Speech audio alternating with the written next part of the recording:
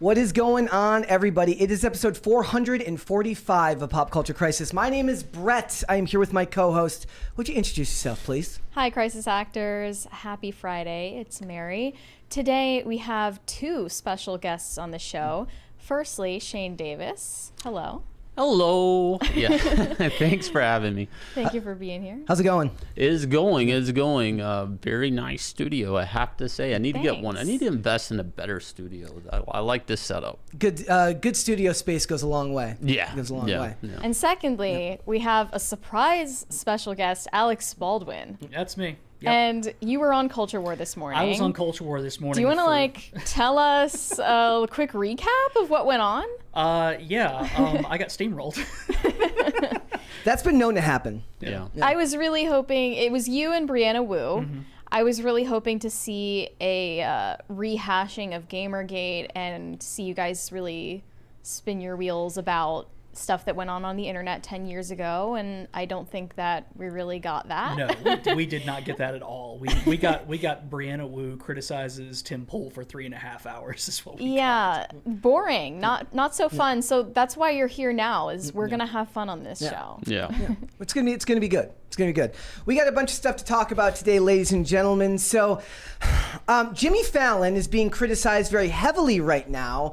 The new Me Too is toxic workplace. That's the new thing. Is maybe your boss thinks you're ugly. Mm-hmm. So instead, he's just a bad guy. So if you're going to complain about your boss, you just say he's toxic. In this case, it seemed like Jimmy Fallon was drunk at work a lot. So we're going to be talking about that. We're going to be talking about the sentencing of Danny Masterson, who got 30 years. That's a lot of money. That was an extended one right there. Like that? Thank you.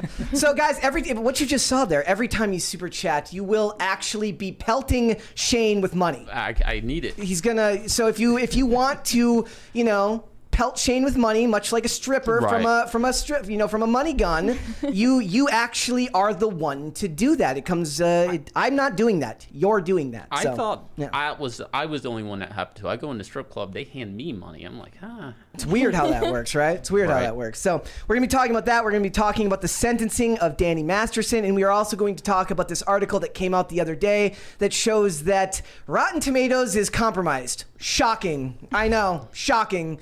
But people were being paid for reviews. Like you'll get used to it. Like me and Mary are dead inside. Yeah, we don't feel anything anymore. It's like it's fine. So we're gonna be talking about Rotten Tomatoes has been compromised. People were being paid to do reviews for movies. We got a bunch of other stuff to get into, but before we get started, guys, would you hit the like button on this video? Would you subscribe to this channel if you have not done so already? Remember, all super chats, $20 and over. If you have any questions, comments, concerns, anything like that, we will interrupt the discussion. We will read them right then and there. Then we will do our level best to get right back on topic. My brain is foggy, but I think we can do it. So if you guys are ready, we will get right into it. Are you ready? I'm ready. Are you ready? I am ready. Ready? All right. Let's go ahead and do this then. So, who here saw the original Crow movie? Anybody? Anybody see the original Crow movie? Okay, so it came out in 1994, and me and you talked about before, and they've been trying to make a sequel for this. Like they made the crappy sequels that nobody watched, but they've been trying to do a modern version of this for years and years and years. They're now saying that it's going to be rebooted and released in 2024 with Bill Skarsgård. Right. Yeah. Which I don't really know him, but I guess he I was informed by Mary, he was in It. He was the clown. So, I mean, to me, that's weird casting. Like, I'm going to go from one guy that wore clown makeup, and now he's just going to be Crow. It's like, I'm not saying he can't do it. It's like, it's typecasting. It's like, he did it once, we'll do it again.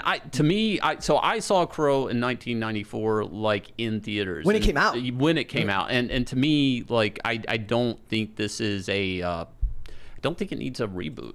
No, there are certain movies that just don't need it. Like I think about that They a lot. don't think about whether they need a reboot. No, they think about whether they want money. There's money to be made. Well, it's like we live in a world now where a lot of it is because IP is so treasured. They can't just let it sit on the shelves. Otherwise, it goes to waste, and then it ends up going either back to the original creator or somebody else. They sell it off to somebody different. So they're like, who cares if it's actually going to be any good? We'll just make it anyway so that we hold on. Isn't that why they have to do Spider-Man every so often? Because if they don't do it, then they lose the rights back to Marvel? Well, yeah, Sony has to. Now, with The Crow, though, this one's interesting, like, because it's sort of taboo. It's for people who don't know, it's about character Eric Draven that is killed by some mob guys, him and his girlfriend, which the creator, for people who don't know, his girlfriend died. So when he did the book, I think it was like a sort of therapy session a little bit. But, Brandon Lee died in this movie, and to reboot it is kind of taboo in that sense. Yeah. Like... I think it was Alex Proyas. Somebody can correct me if I'm wrong. I believe Alex Proyas did the film, which he did Dark City, which is one of my favorite. I love that movie. And that's why The Crow looks so good when he's running on the rooftops. It's the same type of. This is before all the crazy CG graphics, right? So these were like models of buildings that they were shooting. And Hollywood's not going to do that today. Nope. That's why I love the original, the final scene from the first Teenage Mutant Ninja Turtles movie, because it's all basically done with. It's a set, but it's like a rooftop with really, really good, like, just painting, matte paintings behind them. Right. But it's not done digitally, right? So it feels so much more real. And then that's cut between with the scenes of them at the, Casey Jones and everybody at the ground level of the building. And it's just so much more immersive than what you see now. I watched The Crow recently, and it holds up. Yes. And it's weird, too, because... To push this reboot at a time when comic book movies are failing and they're on their way out, and this is kind of like a comic book movie, but it's not your traditional Marvel or DC superhero thing. It maybe, we're seeing Marvel pull away from Punisher, and trying to neuter that character, take the guns away from him and stuff like this. And some of this character has some of those, some of those cosmetics in a way. Yeah. So I could see it doing well, but I don't know. It's retro, it's reboot. Also, like, because both that movie came out in 94, Dark City came out in 99, and that aesthetic, which then became like The Matrix, like it came out in 98, and then The Matrix came out in 99. It was that aesthetic before they ended up doing that for the movie. And one of the things I've been railing against lately. Blade. And Blade. Blade was before Matrix. Yeah. But that aesthetic, that was the goth aesthetic and and industrial music from the early 90s. Yeah. But I was talking to someone who said, what I hate the most about Hollywood now is everything's blue and yellow. Yeah. Like, everything is blue and yellow. It's the most insufferable thing ever, because they did it with the new Matrix movie, where it's like the original Matrix had that dirty green hue to it with the black, and then the new one's just bright and blue and yellow, and everything's sanitized, everything's gross. And you're not going to get that feel from it because, like you said, it will probably have a whole ton of CGI painting. It won't feel immersive. It won't feel real.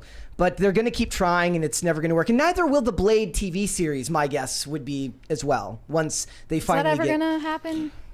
Who knows? I don't think so. I actually know somebody whose son or son-in-law actually works on it, and it's multiple delays, a lot of things internally. I don't think that's going to happen. Yeah.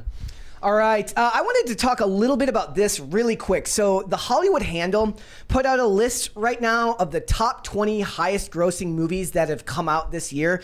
And it's really, really interesting. First things first, I wanted to point this out. Does anybody else find it weird how, like, everybody covered Barbie. Barbie was this really big deal, and it just barely beat Super Mario Brothers. And I remember nothing about other than a lot of people liked it. It's not like it got the media push or any of the level of promotion. It didn't that generate did. No. conversation, but Not people even liked close. it. But Barbie was controversial, which adds to its cultural impact. So here's the funny thing about it. Of the first top 10 movies, 5 of them lost money. And the ones that did, only one of them over $100 million budget and managed to make any money. That was Guardians of the Galaxy. The other 4 that profited, which was Barbie, Mario, Oppenheimer, and Spider-Man Across the Spider-Verse, all had budgets of $100 million. And I think Hollywood could actually learn something from this. Like, you can find that sweet spot of a budget for... Now, that's not what including about Fast marketing. 10? Fast 10 had a $340 million budget, lost money. Okay. So lost money. And then the rest of them lost money. And the rest of the Sound top of Freedom 10 did not. No, I'm just going through the first top 10 right now. So then once you go to the bottom half of the list, the bottom 3, Megan, Insidious, Sound of Freedom, $16 million budgets and under. $16 million for Insidious, 15 for Sound of Freedom, only $12 million for Megan, profiting upwards to over $180 million on all of them. John Wick had a budget of $100 million. The rest of them, Meg 2, barely. Almost none of them making any money. So 10 movies out of the top 20 profited. The rest of the movies from the whole list of top 20 movies of 2023 all lost money. There has to be a better way. Well, I think it's like Hollywood's kind of like hitting the wall. Like, there's a lot of propaganda in a lot of these films. Now, of course, Mario and maybe even Barbie to some extent, like, I've heard arguments on the Barbie stuff, but like, there wasn't like a woke thing being pushed in. I was a big fan of like Creed's on this list, number 15. It only had a $75 million budget.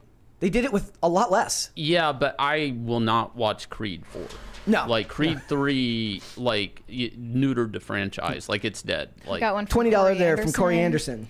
PCC crew, this will probably be my last live show for 6 months as I'm deploying Monday morning. Brett, you should have Mary read super chats in between each segue so comments don't get lost in the mix. Y'all are awesome. They do not get lost. We read all the super chats. If they do, it's a mechanical malfunction. Don't we already? Perfect. Isn't that how we do things already? We read them in between segments. That's the way it is. It's the way it is, ladies and gentlemen. So, and then you just look at that list. $100 million movie. Don't spend more than that. At the very least, you're then losing less if you lose money on it. Right. Right. And there's also, I don't know if this is factoring in, but there's a marketing budget on all these films. I don't know if that's factored into the numbers you're reading out. No. Okay, so the numbers I did are with the marketing budget. They still lost money with the marketing attached to it. And I marketed low end, meaning like times 1.5 of the budget. A lot of these movies, if I had to guess, are spending more than that these days on budgets. So there's got to be a better way. Also, another thing, only 2 of the superhero movies made any money in that top 20 list. Which ones? Across the Spider-Verse and Guardians of the Galaxy. Right. The rest of them all crap the bed. It's all, you look at it, it's going to be video game movies, I think. Well, so like it's easier to sell a movie based off a property because the branding's already cooked into our culture, pop culture wise. People recognize it, so it's just an easier sell. And I come from superhero stuff. I worked at DC Comics for like 20 some odd years. Like, it pains me to say, I'm at a superhero fatigue. If I see a plumber drive down the street, there's like a knockoff Superman on the side of the van. I don't really. I'm kind of tired of it. The emblem on the chest, all of that. I think to me, anyways, and I come from a different angle on the superhero stuff. It kind of needs to go away for a while and be forgotten and then brought back. And that's what they've done in the past. I mean, before they became mega profitable, you'd get one once in a while, and then they'd go a long period of time without it, and then you'd come back. But now, I kind of feel like there used to be a million Western films, right? You end up with the good guy with the gun and the bad guy in the gun, all of that stuff. And I feel like we're in that right now with Hollywood, with the superhero stuff. Yeah. Now, where Hollywood's challenges are right today, I mean, you see John Wick 4 here doing really well. I doubt, that franchise, they know when to end it, in a way. And they have that new spinoff happening.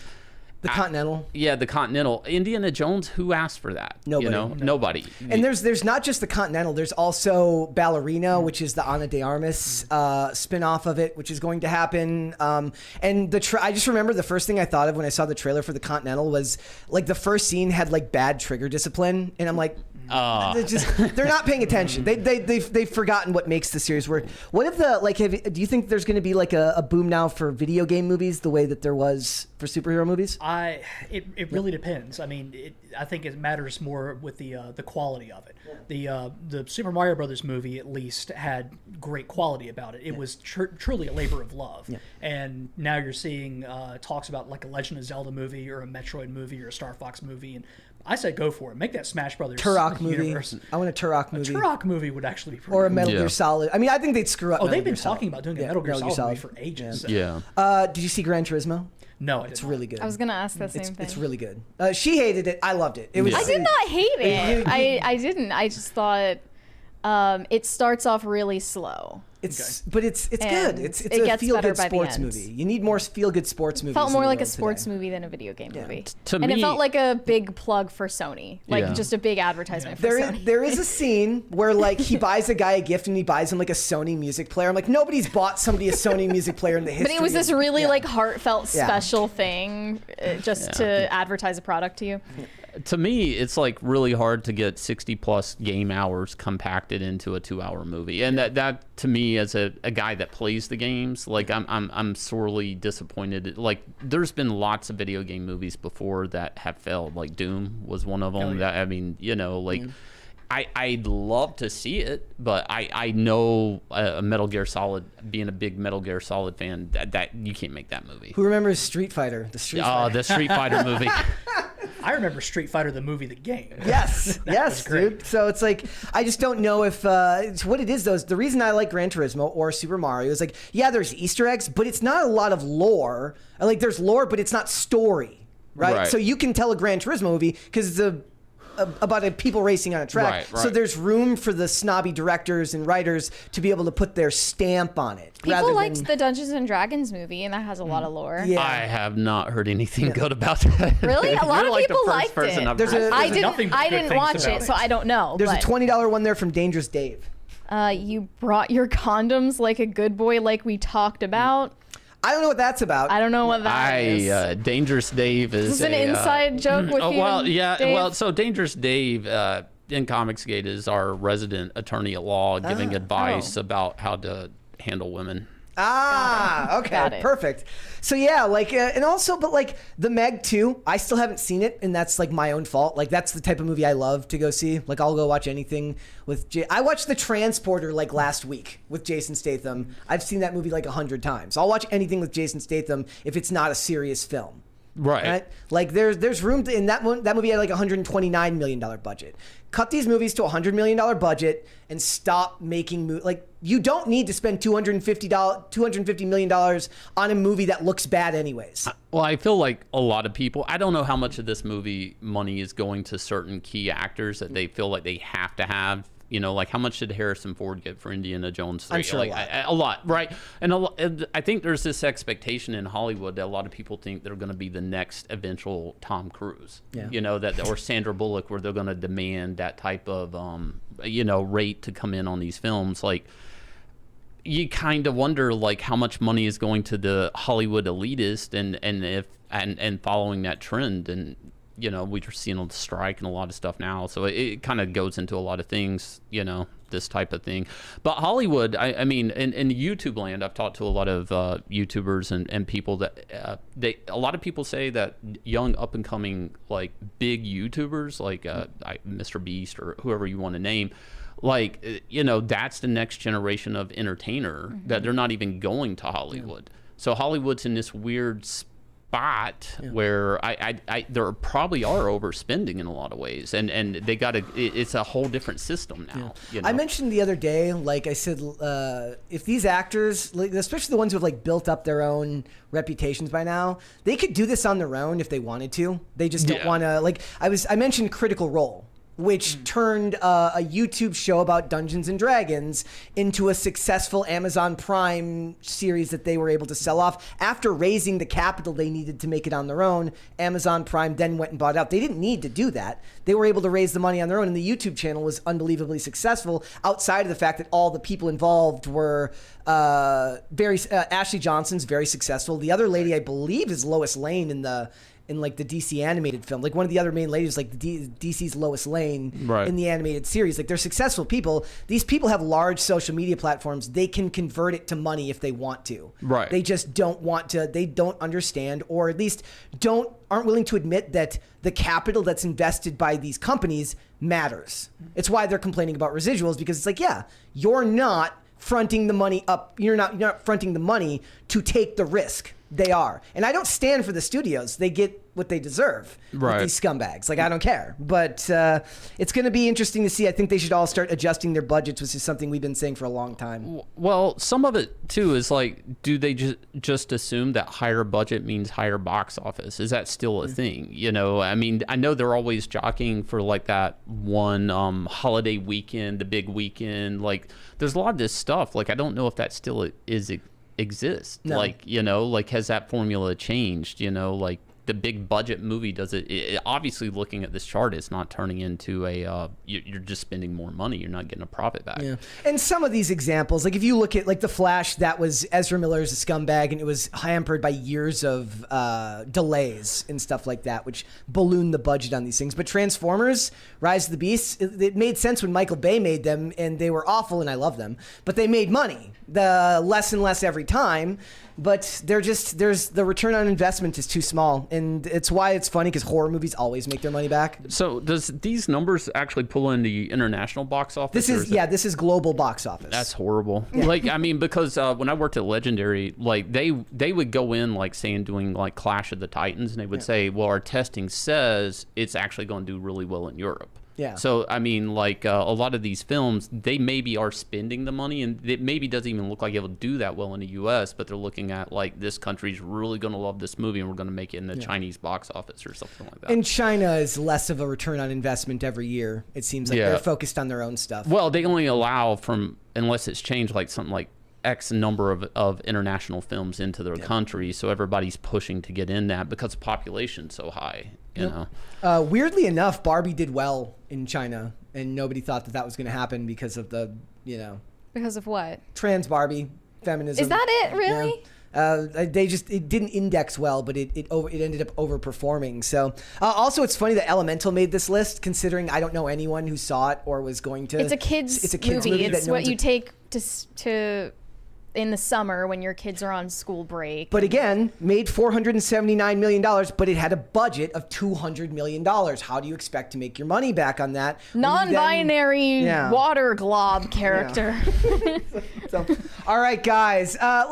Speaking of desperate companies, Disney seems to be temporarily slashing the costs to $1.99 a month to go to Disney Plus and not watch anything, just like everybody else does. Does anybody here actually have Disney Plus? No. I do. You do? No. Do you watch it?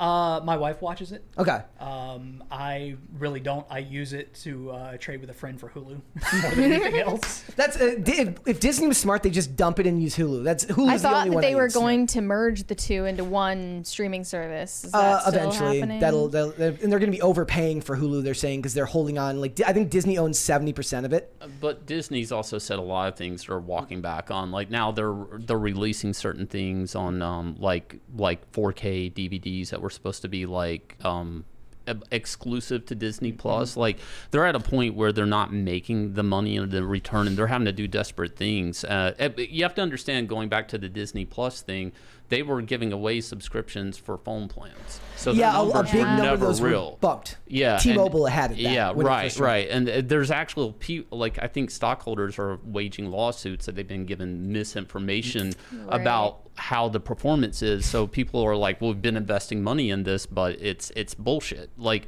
so they're gonna have to like dump or try to get people in at a cheaper price. And their system is so weird. I'm only gonna subscribe when you have something I care to watch, and then I'm gonna unsubscribe. Okay, so you use it for a while and then get rid of it? I did at first. I got rid of it altogether. They don't have anything that draws me in. Like, I mean, the Marvel stuff is crap. They've killed Star Wars. Like, I mean, like Have you seen Ahsoka?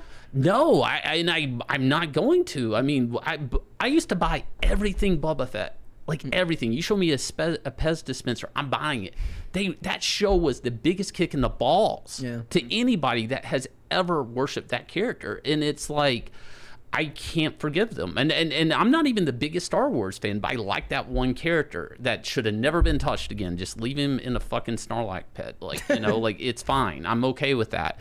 But it's Ahsoka, which looks like super girl boss, super feminist. Is that true? A lot of people are saying it's fine. I've seen. Nolte says girl bossing with Ahsoka. Yeah. It's funny too because Rosario Dawson was great when she worked for Marvel for the when she was in Night Nurse. Night Nurse, yeah. Like she actually did good work there, but it's a different thing. It's a different thing.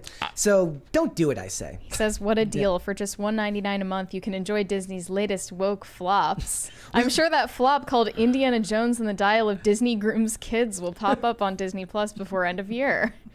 Did anybody here watch Indiana Jones? Yes. Thoughts? No. Regrettably. No? Yeah. It was, I had like a visceral hatred for that movie. And I'm not an Indiana Jones, like, I've seen them. I like The Last Crusade maybe more than the rest of them, I guess. But like, I don't have like a strong attachment to the character, but it just felt like elder abuse. It felt like weird feminist elder abuse, and it was uncomfortable to watch. Like the scene where he's in the library and he gets pushed into the bookshelves. I'm like, if that was him, he'd be dead. His body would have snapped like a twig. It was awful. Wait, now I forget. What's the name of the chick with the mole on her face? The character or the actress? The actress. Phoebe Waller-Bridge. Well, that was what really annoyed you about the movie. Yeah, she was awful. She but was terrible. Yeah, but Need I pull up the voice note of Brett calling her many expletives? Yes. I had a very. Oh, you held on to that, did you? Some type of blackmail material. I see how it is. All right, and if you want to know another way Hollywood is failing, a musician has come in and usurped all of them. Taylor Swift has ticket sales crossing $65 million just in pre-sales for a concert movie. Yeah, and I'm sure internationally it's going to do even better. You can't beat the power of white Western women. You can't. The power pumpkin of spice pumpkin latte. spice. You can't win. I want to see it now, and I'm not even really a Swiftie. Crisis Party! Thank you, guys. I feel compelled by the power of my white girlness to see the Eras tour. It's party time. You get used to it. I promise. Yeah. You do. All right. All this money. It takes time. You have to learn to multitask. You have to learn to multitask. I'm not gonna go see this movie, but it's the crazy white women are gonna go see this movie. I'm gonna go to it and try to be normal. I gave up on crazy white women years ago. Like Smart man. I got divorced. I was done with crazy white women. So $65 million in ticket sales already, and it's not even out for a month. Look, did you see the video? It went viral, maybe not viral, but it was like a guy proposing to his girlfriend at a Taylor Swift. We played that on the show. And she just looked right back. I was like, holy shit. It's like the hook she has on like this woman audience. It's insane. Look, I mean, good for her. I mean, I'm not a fan of her music or anything, but I mean, comparatively, like her budget for this theater thing, it'll be a lot lower than what Hollywood's losing. And also, she didn't give any of the money to the studios. She went directly to AMC. $26 million budget or something? Yeah, something like that. It was under 30. Yeah. And so the movie's already profitable, basically. And she went around the studios. So, that's probably like a SAG-AFTRA, like, solidarity thing. She is a member of SAG because she acts too. Seldomly, but she does act. Yeah, she was in Amsterdam. I think she would have made that decision anyway because she's extremely smart with her money. Yeah. But. This seems like it would have been like a Netflix special or something, though. Like She already had a Netflix documentary. No, I'm talking like they air this concert there, like Right. like Chris Hart or somebody. They'll have like these stand up, like it's a live performance, but it's exclusive to whatever. But they they're want hurting this for content. surround sound experience. There was also in like the theaters. stuff going around where they're like, yes, you can sing at the movie. No, you can't sing at the movie. Yes, you can sing at the movie. You can sing at the movie, can. but no, you should can. you? They're saying now you can. But they're hurting for content right now because of the strike. Right. No, that makes sense. I mean, it's built up. It's a perfect timing for her to get this deal across. I mean, I'd be kind of curious to see how it performs, There's a $20 one there from Derpa Lipa. For the love of all that is holy, move your mic closer, Alex. Yep, pull the mic up closer to you. That way we'll at least be able to catch the 7 words you utter over the next 2 hours. Your Rudolph Valentino impression, silent film, is spot on, though. You got it? Does your wife like Taylor Swift? I don't really know. We don't really talk music very much because her playlist is what I like to call the Food Lion playlist. All the same songs I hear in the grocery store. What you're saying is yes. Probably. I just read a really interesting article the other day. It was called The Playlistification of Music, basically talking about how like the landscape of how you consume music is so drastically changed. Because I showed you that video a while back where this kid, it's like one of those on the street interviews. The guy's like, what's an artist you've really liked lately? He goes, hip hop playlist Spotify. And the guy's like, you don't have any artists you listen to? Kid's like, no. Like he doesn't know any of the artists. He just hits play and He then relies whatever. on the algorithm to Yeah. feed him what he likes. With that said, I've had the algorithm feed me tons of stuff that I wouldn't normally have found. But then you liked it, right? And then you went, Yeah, but that's what's creepy, right? Is like a computer can figure out what I'll watch and what I like, and pretty soon they're going to tell me what I'll eat. And But like if you hear an artist you like, do you then go look for more of their music? so I'll click on them, but oddly enough, it's usually just that one song I like. I usually don't like their other songs. It's really weird. The algorithm knows you better than you know yourself. Basically, people don't listen to albums anymore. Yep. It's sad too, because like some of my favorite, like I can listen to East 1999 Eternal by Bone Thugs and Harmony, and I could probably do all the words sans the the bad words, but it would have to be played in order. I wouldn't be able to do it individually, but if you play the whole thing through, right, it's meant to be listened to as an album. So, all right. Oh yes, by the way, Kanye West's wife had to wear a pillow around Italy because I guess they have obscenity laws. Mary? Well, they should just sew the pillow to this weird hosiery that she's wearing. This like they're sick of her walking around looking naked. I mean, is it a designer pillow? Is it like part of the look? Maybe that's Kanye's new thing. You'll have like Balenciaga pillows next. This is the first time I thought maybe they were onto something. Could be. You never know. With that. I also covering like up. Kanye looks more like he's still doing the no shoes, which I like. Yeah. More than anything is like he's just like the socks look is. He's cool. dressed like a ninja. What are you talking about? Yeah. He really is. He could be a Foot Clan member. You don't know. Like he could very much be a member of the Foot Clan. He also waiting has on- the football shoulder pads on. Yep. Right. I like it. Oh, there was the other. I was like watching. It's like all the football players in the 80s who wore like belly shirts while practicing, and they're like, you wouldn't get it. It was a thing. It was Yeah. the 80s. It's Yeah. all the guys, right? So yeah, just don't. If you're looking to go see Bianca Censori basically naked, just go to Italy. You can see her right there. He's banned from boats there as well. Now, for what it's worth, I've been to other countries, and like you go into like a Buddhist monastery or something like that, and I would have like shorts on there, like, hey, you have to go put on some pants. Like now that's like a religious temple or something. Like just so she's having to hold a pillow up just to walk the streets. Apparently, they're making her do it.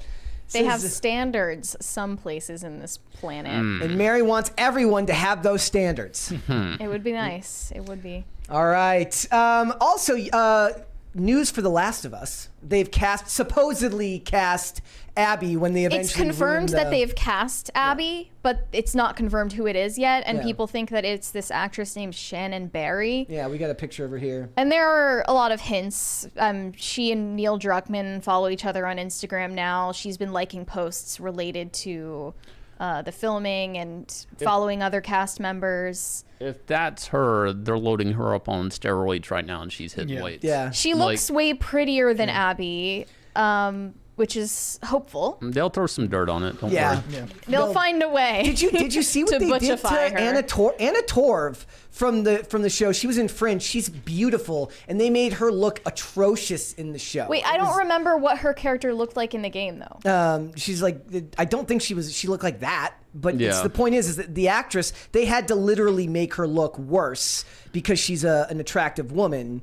And like, well, I guess they added gray to her hair too. Like that was the big thing. She had the hair pulled back, the gray flyaways and stuff like that. So it makes her At least that makes sense post-apocalyptic. It makes sense. contextually, Yeah. but with Melanie Linsky's character, that makes zero sense in context. So I don't think they really care. Yeah. This is horrible news for Last of Us fans of any kind because Abby's been a plague on the video game and just the concept of this from day one. I mean, I was a big fan of The Last of Us, the first game, played through it multiple times on multiple platforms because it was like on PS4 and PS3 before that and stuff like that, and the DLC, that came out.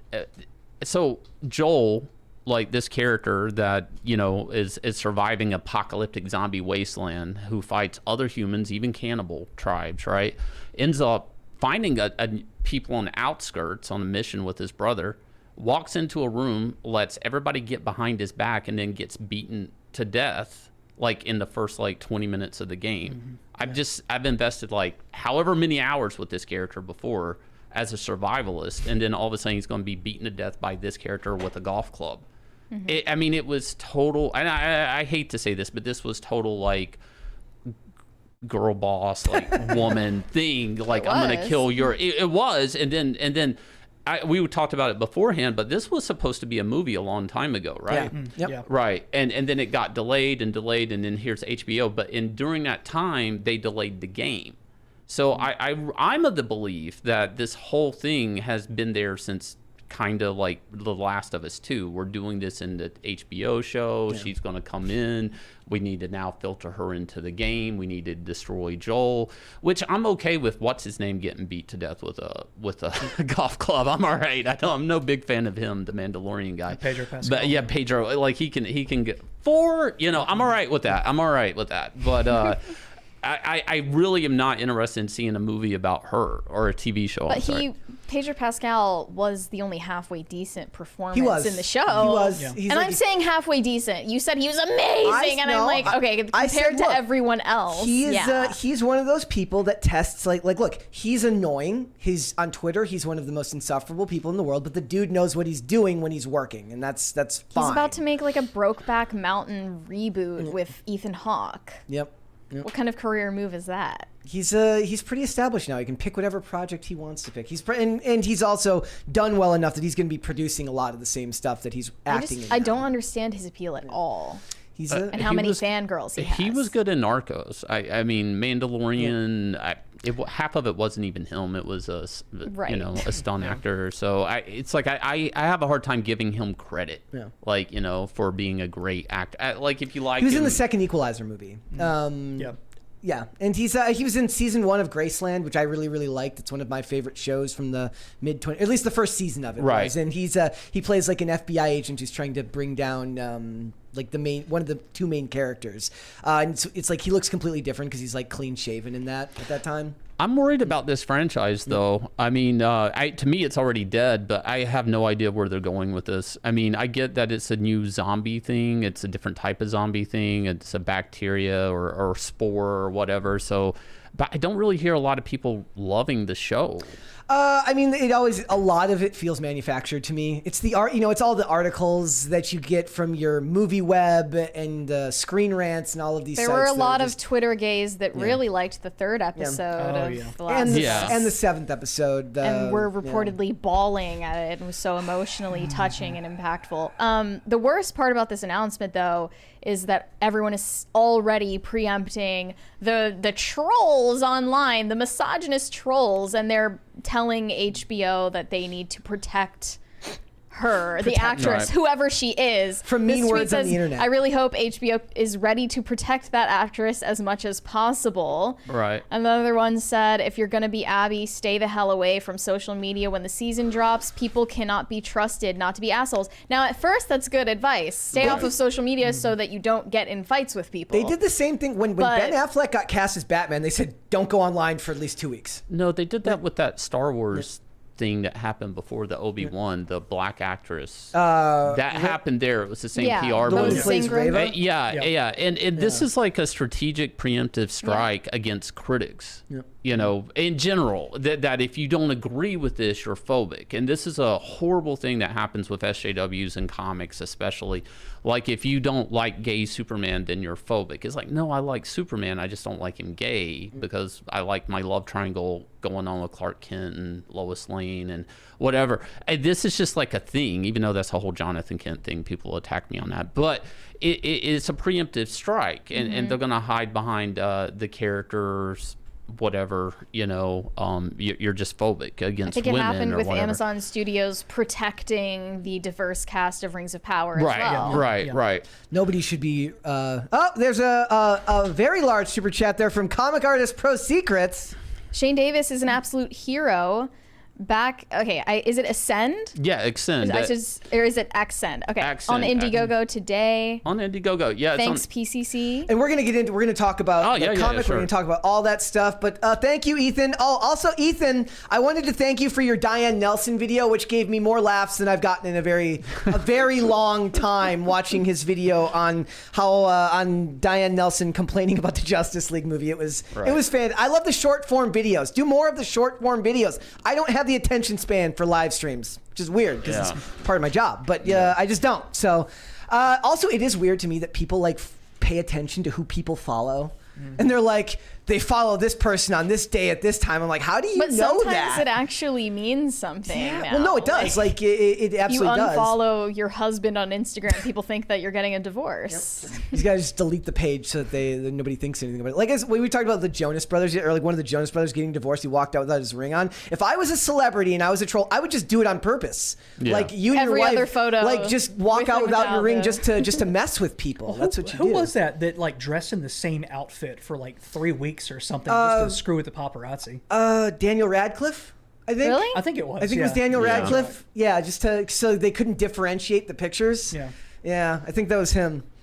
All right, and you gotta. He's not my hero, but Howard Stern is somebody's hero. There's probably somebody in the Someone chat out there. who finds Howard Stern to be a hero, and it's hard to see your heroes fall to paranoia. This is him complaining about COVID. He says.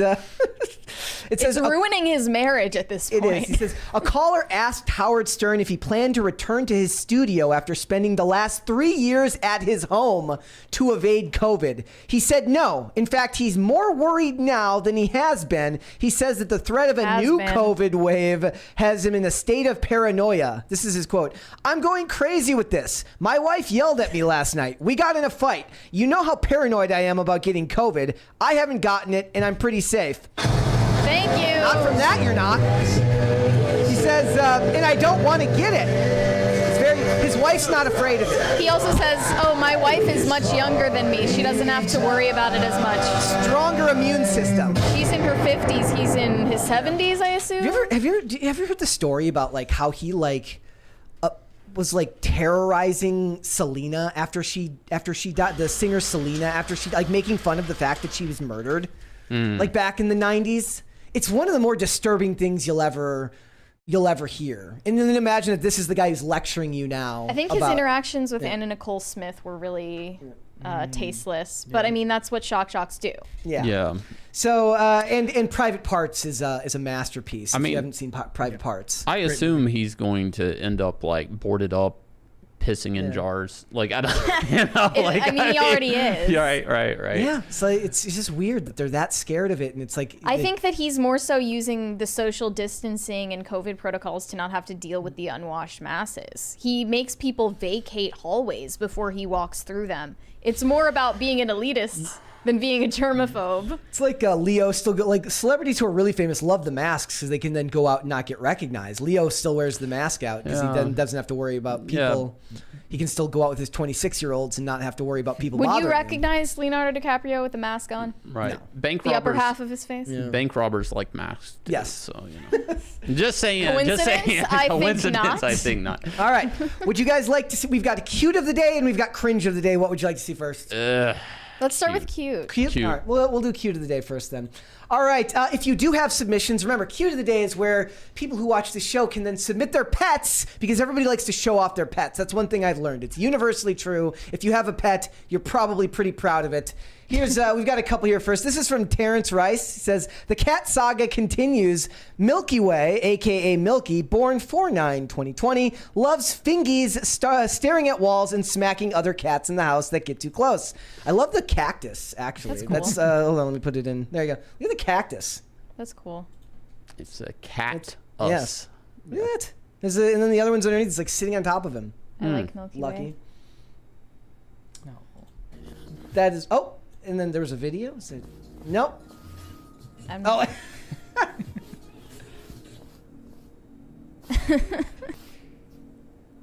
Is he gonna attack?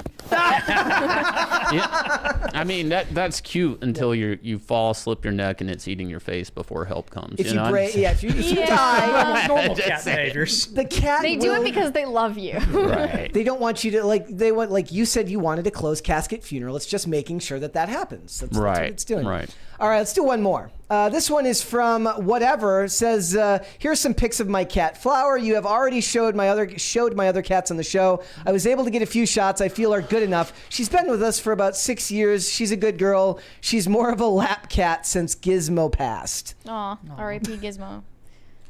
Cute. Aw. I love black cats. You would. Okay, let's watch Cringe of the Day then, ladies and gentlemen. I sent this to Mary yesterday. I haven't seen this, and I'm afraid. I'm assuming it's blasphemous, but let's listen. But did you know that Eve, the very first woman, as per the Bible, was made of Adam's rib bone? And because of this, Eve, if we're gonna take it as literally as y'all like to, Eve would have had male DNA. So quite literally, if you were to have taken her DNA and looked at her chromosomes, which is another point randomly you guys like to make, it's like you believe in Adam and Eve, yet at the same time you like to quote science when you're attacking us. But anyways, if you were to look at the chromosomes of Eve, she would have Adam's chromosome. Because she had his rib? So, She was made of which his rib? is it? Are you gonna call Eve a man now? Literally the very first woman? Are you actually gonna call her a man? Because I thought it didn't matter how many surgeries we had or how early we started hormones, etc. I thought it never mattered because you can't change your chromosomes. I mean, I love me some God, I love me some Jesus, but check your facts. Mary, thoughts? I don't have thoughts. Is it on cringy? this. That's pretty cringy. Yeah. Yes. The way she said, "I love me some God, I love me some Jesus." It's like I love me some Popeye's chicken. It's like I'm sorry, that part's cringe. The whole thing she said is cringe, but that part at the end is the cherry on top. Where does cringe. she think that the double X chromosomes come from? I don't know. It feels like my favorite part is how self-satisfied she looks while she's saying this. It's like a gotcha moment to nobody. I love it. I love it. Probably some drugs were involved in this epiphany. Lucky lady. Lucky lady. There's this thing where they made cell phones and you can turn your camera on and you think your opinion matters to the world. And I do every time I go live stream on Talking and Drawing with Shane Davis. I think my opinion matters to the whole world. But sometimes you have bad takes and you need to know when you have bad takes. And that was a bad take. I mean, like, I don't know why she's treading in that territory. The first thing that pops in my mind is, wasn't Lilith like the first? Well, Lilith is in the Talmud, not the Bible. So Right, but Christians don't believe in that. Right. But it's just this whole argument, the rib bone, and I don't get her point. Is she saying like Eve is technically a man? I guess so. I guess. Believe science, y'all. Yes. Y'all. Women are not real. They are all just men. So this goes into a weird deep dive that pull me out of it, but there's this whole thing, and it's an attack on biology and science right now, and it's so crazy that we're here. And I was thinking about this, and I'm like, if they could get this to take, and if they could do this in pop culture and stuff, and they can really start sowing this, whether it's in a video game or it's a comic or it's a movie, and you start to really get this to take, and then you can start telling people up is down and down is up, and then you're thinking wrong even though you're thinking right. Like I went into this deep dive or whatever trance on it, and I'm like, if you could get this to work, that you don't even know what gender is, then pretty soon you can just make anything up because we'll believe it and we'll go along with it. Yeah. You know, and I think that what you see that person doing is a product of that. It's when you make all of reality malleable. And then you can shape it into whatever the system wants it to be at any given point in time. Now, I know that sounds like conspiracy shit, but like, what is that? Yeah, it's the same way that they've that logic there is the same when we talk about the idea that they've politicized everything. So think about any topic, the most innocuous thing you can think of, and it's been politicized. Weather. You see, it's like, my gosh, it's been hot this summer. Well, yes, that's because the climate is changing. Like, they've taken And actually, climate change is racist. Every mundane topic there that exists has been politicized on some level. The fact that now superheroes, for instance, are a political discourse means that we are in the downfall of our society, ladies and gentlemen. Well, but it's not just superheroes. It's basically anything that's supposed. It's like that new video game that Az was complaining about. I mean, it's Starfield. It's happening everywhere. Anything that's a form of escapism is now a form of re-education. Yes. And it's so bizarre, like how it's happening on all fronts at the same time.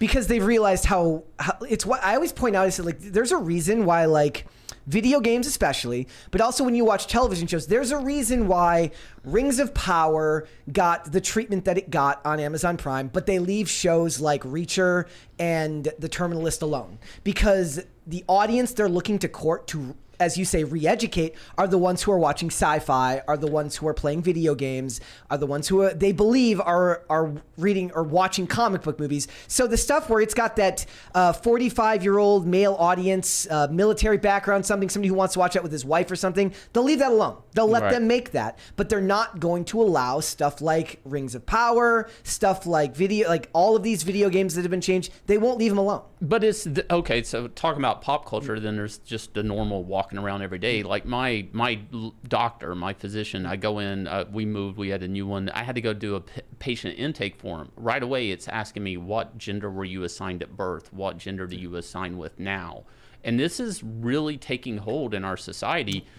I mean, but it's so rapid and it's so evasive and all over in so many areas. Nobody really knows how this will affect a generation 10 years from now, mentally. Like, I mean, like I don't mean to go off on this, but my wife is a Montessori teacher, and she deals with, that's kids at a certain age, and it's very complicated for kids to understand, this is a boy, this is a girl, this is a dog, this is a tree. They both live, but one doesn't move. But a rock isn't alive and a rock doesn't move. Like, these are things that are basis that we have to learn at a young age to build off of more complicated facts. What's happening in this person is it's all mush. Like, and that's okay for them because they learned the basics. But now we're going to have a generation coming into this that the foundation is just messed up.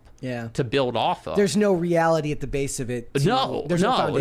So, I mean, that's cringe and that's joking, but I mean, I don't know what that's going to look like 10 years from now. All right, let's go ahead and talk about your career then, shall we? Oh, it's in flames. Because, well, it is.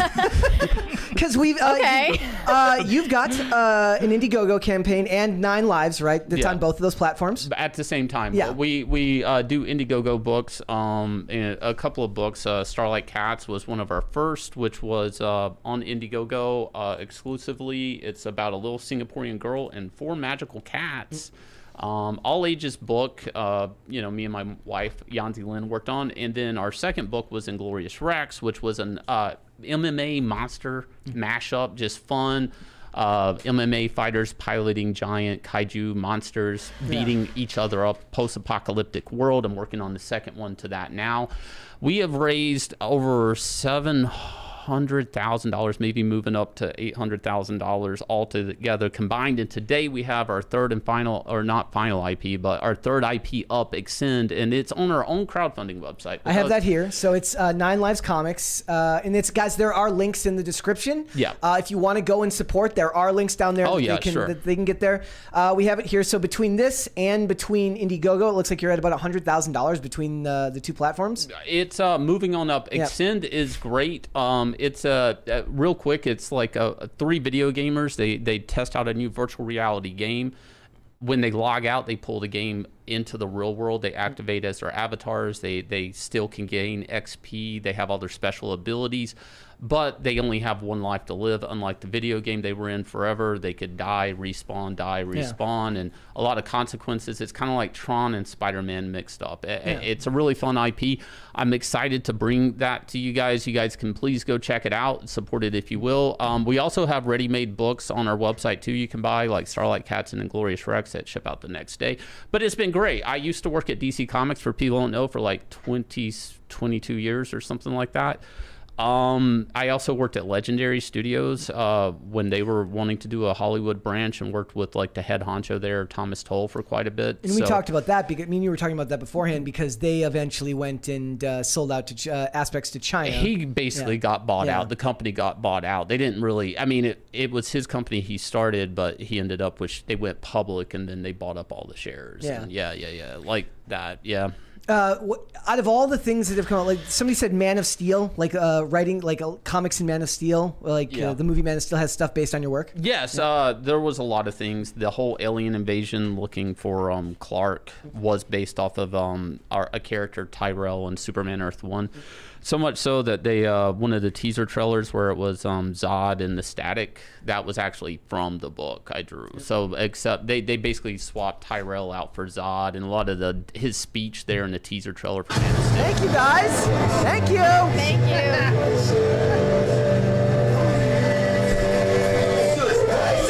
I love this money thing. You can have it, man. I can have it. Also, guys, I have put up a poll, ladies and gentlemen. I said, what is your favorite gate? Your choices are Comicsgate, Gamergate, Slapgate, or Pizzagate. Frankly, ladies and gentlemen, the fact that Pizzagate is in second place is bothering me just a little bit. What do I know? Yeah. So go ahead and vote there right now. Comicsgate is winning with 51%. Comicsgate's where it's at. Yeah. Like some of the best and brightest up-and-coming comic creators are coming there. We got people like John Malin, Ethan Van Sciver, Nerium from Bonds, a lot of great talents in Comicsgate all around. Eric Weathers of Battle Brick Road 2, people go check out. I mean, a lot of great stuff, and we avoid a lot of the I don't know, the politics of things because we're not corporate owned. We don't have ESG funds funding us. We have people buying books that want to support good books, you know. And one of the things that Tim talks about a lot when he talks about the culture war and everything that's going on is that you have to support people with your values or support products that you know you want to actually get behind, which is something that you guys do very, very well because you self-promote together. We do. And it's a really great system the way we work, you know, like I run a show with Mandy Summers, who's a great creator. Check her out. She has Jack the Ripper and stuff. We do a show called Pimp My Comic where we actually have people come on and talk about their campaigns. We do that a couple of times a month and we make it fun. We also do a show called Ballers with Dale Keown, the legend, the pit creator, Dale Keown from the 90s. We do a show on Ballers every Friday night. But it's a very good community, and it's like the way I've always looked at it is like take a penny, leave a penny. You know, like you wanna give back to the community that gives so much to you, and it's great because we are hopefully rebuilding comics in a weird way because the industry, the sales are so. They're decimated. They're decimated to the point retailers are like begging for a sales chart that they can read to know what to order because they don't know what their customers even want. Are the numbers for reprints just outpacing? So what they call them facsimile issues. Yeah, facsimile issues. Yeah. They actually do. Whenever Marvel or DC and even Dan DiDio was complaining about that, he saw that as like something's wrong. We're not making good comics anymore. And God bless him. It was shortly after he said that he got let go. He was troubled by that, and it is a thing. Why do older comics sell better? I myself am buying backwards, not forwards. Like I'm buying a lot of the omnibus to big collections of the 90s stuff I liked as a kid, these nice hardcovers. And because even though they cost like $80, $90 a pop, it's cheaper than buying the old comics, but it's better value. It's actual good comics. It's entertaining. And they've dropped off so bad. They don't understand the characters. They don't understand the principles. A lot of it comes from these companies just buying up, like AT&T bought Warner Brothers, and then from there Discovery bought Warner Brothers, and these companies just buy these intellectual properties, and Disney, Star Wars, Marvel, all that stuff, these big mega corporations, they never created that stuff. They don't understand the DNA of creation. They don't appreciate the IP because they just paid money for it. Yeah. They never worked and developed it. And a lot of this stuff is just mishandled. Yeah. And when they do buy it up, then they have no reverence for the actual material, which then shows in the final product when they try to translate it to other industries, right? So the thing I was going to ask you earlier is like when it comes to, they can't seem to translate the success, the past success of the movies, because the movies don't seem to be all that successful these days, not lately. Why is it that they can't find a way to bring people in to, when we went to Barbie, there was all of these like cottage industry people selling like off-brand merch there. Why are there not tables laid out at these movie theaters to try and get people. They do it sometimes at the premiere for like a day. So the original Tim Burton Batman film actually did have a Batman book that was printed that was at theaters. And they did really well. And it with did the really merch. well. And I still remember the cups from Batman Returns from McDonald's. From McDonald's. Yeah, there used to be a lot more cross branding and promotion. I personally don't understand it. I kind of feel like, look, Disney bought, I can talk more about the Disney aspect. Disney bought Marvel because they wanted that demographic, the boy. They had the Disney princesses. They were selling to women. They were selling to soccer moms and dads that wanted stuff for the kids, but they weren't selling to the dads or the teen boys, right? Which is weird because now they want the girls to like Marvel and Star Wars. Well, this is where it goes.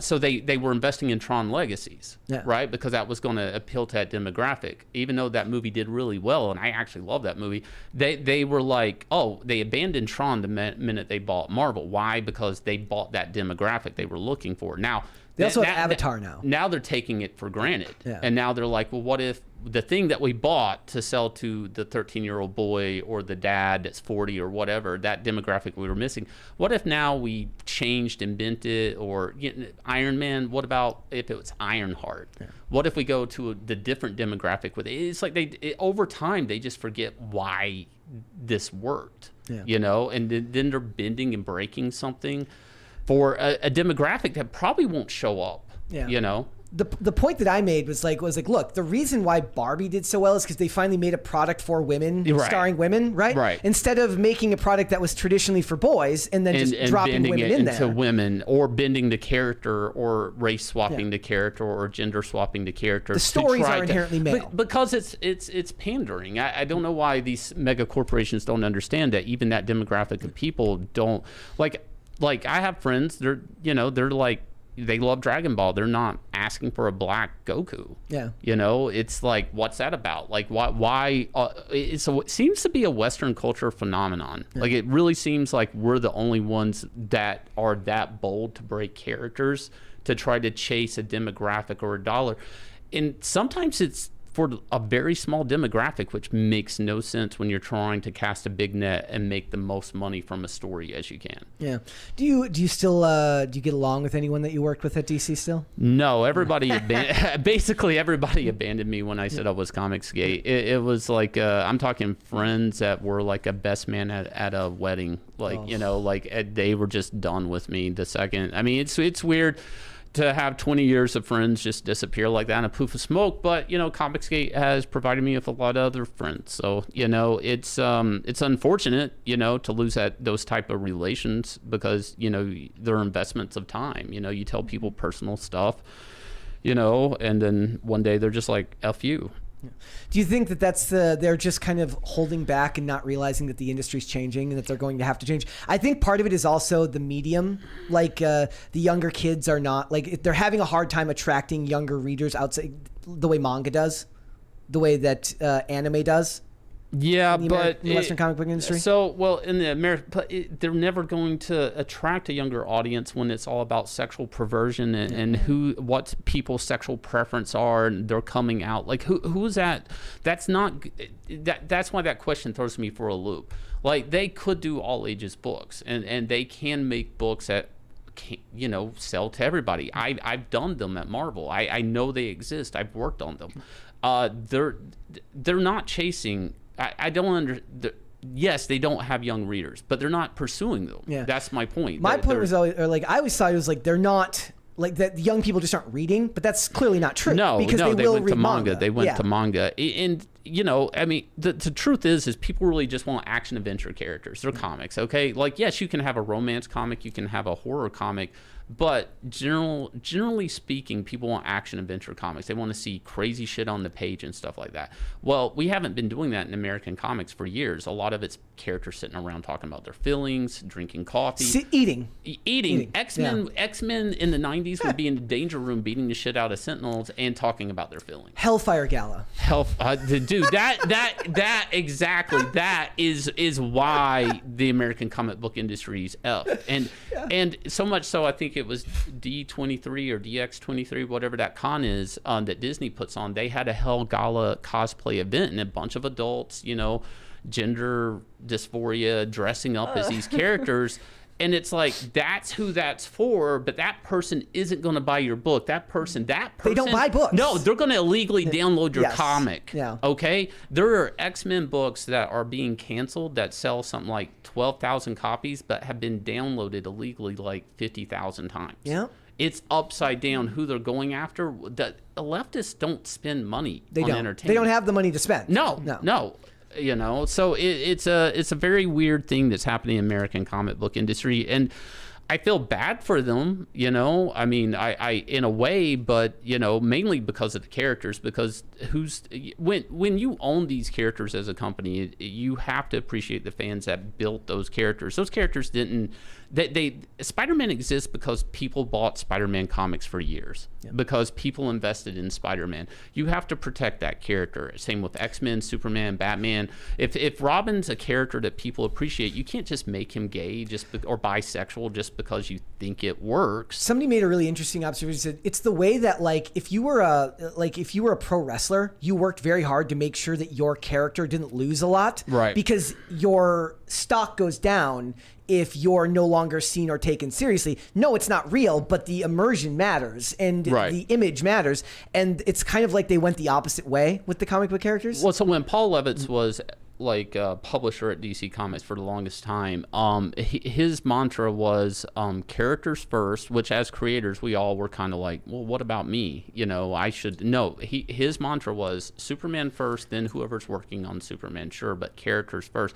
So much so, if Batman picked up a gun, somebody had to redraw it in a book I was on, not me. He picked it up by the grip, and it had to be redrawn. Batman would never pick a gun up by the, he had to pick it up by the barrel because he didn't ever want that panel taken out of context that Batman would Oh, wow. shoot. Okay. I mean, he was an iron fist over the characters like that.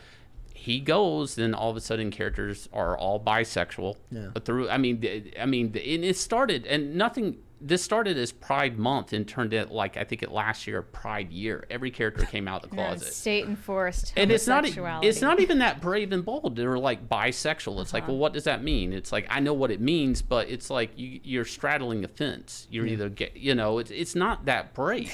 It really isn't to say this character that's heterosexual for years in continuity is now bisexual. It's like, and you think that's brave. Iceman, it's like, right? Well, Iceman was gay. Yeah. They kind of said he was gay. Tim Drake, but Robin is bisexual, even though he's had heterosexual relationships. Yeah. This one friend of his wasn't his friend. They're in a relationship supposedly. So it's a weird compromise. It's that they went down and they again are bending and breaking these characters. So what people should be looking for is your comic. Any independent comic. I mean, obviously mine, but I mean, I say that. But, Ethan Van Sciver's done a lot of great stuff with Cyberfrog. He has a campaign out right now, Dark Harvest. Cyberfrog 3 is up. Go check that out. John Malin is closing his next few days on Godlike and Second Chance campaign. People go check that out. We have such great books going on here in Comicsgate.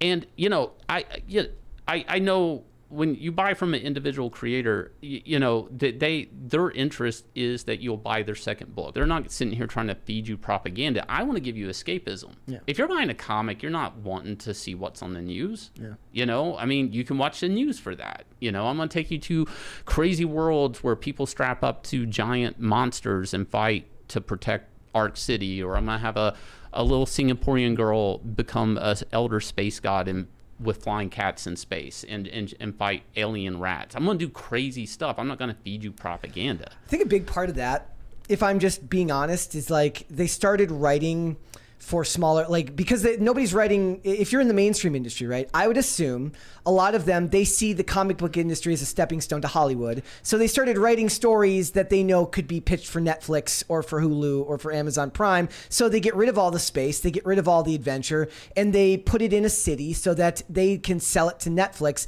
to option it for next to nothing, and then eventually maybe put it on screen. So that was a big truth in American comic book industry, and a lot of it happened through independent comic comics like through Image or Dark Horse or stuff like that. So much so if you go to Dark Horse, they actually have producer rights if it does get turned into something on Netflix or something.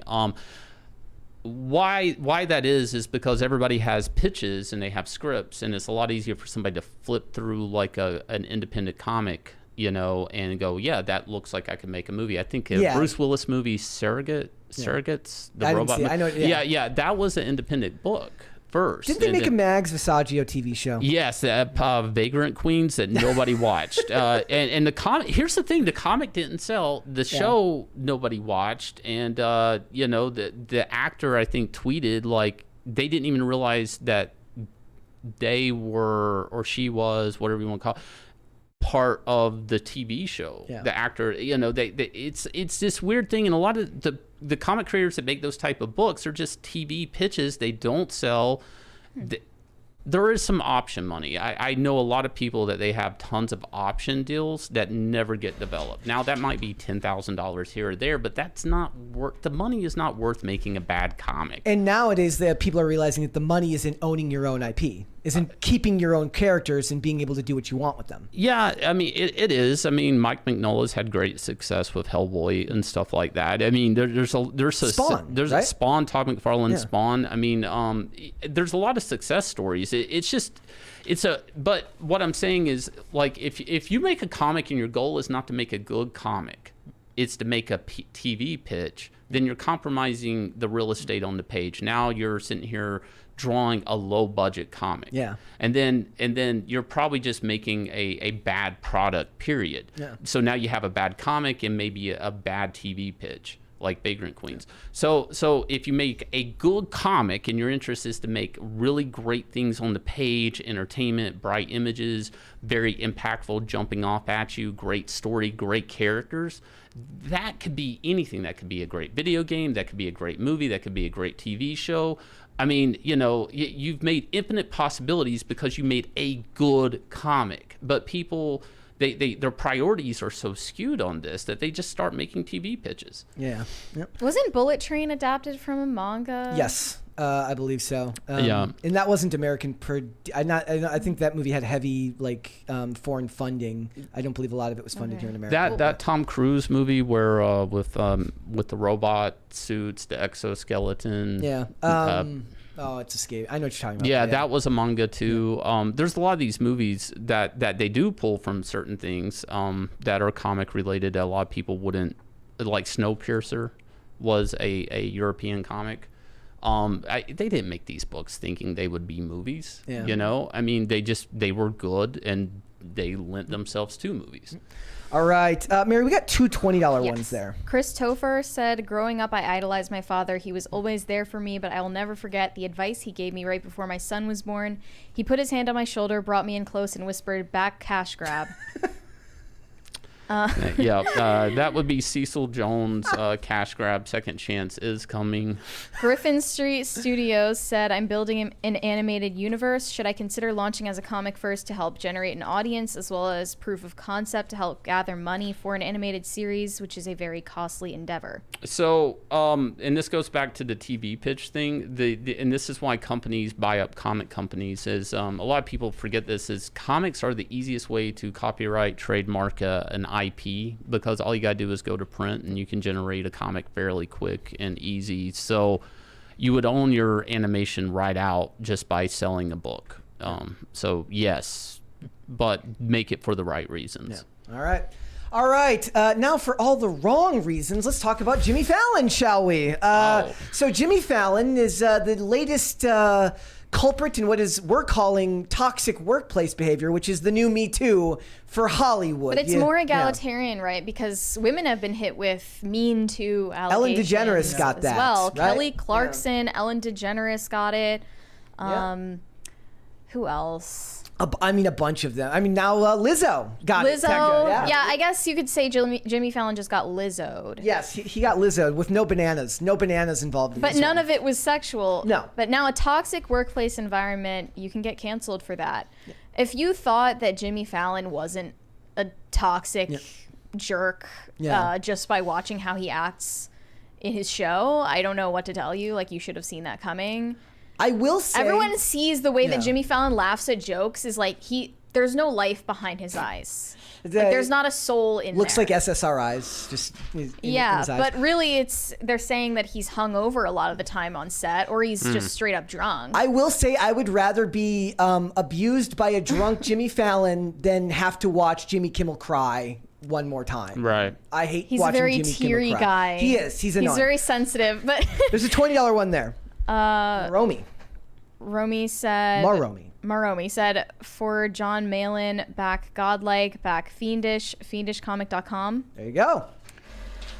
Anyway, these former employees for Jimmy Fallon are coming out to say, you never knew what you were going to get with Jimmy Fallon. It was a good Jimmy day or a bad Jimmy day.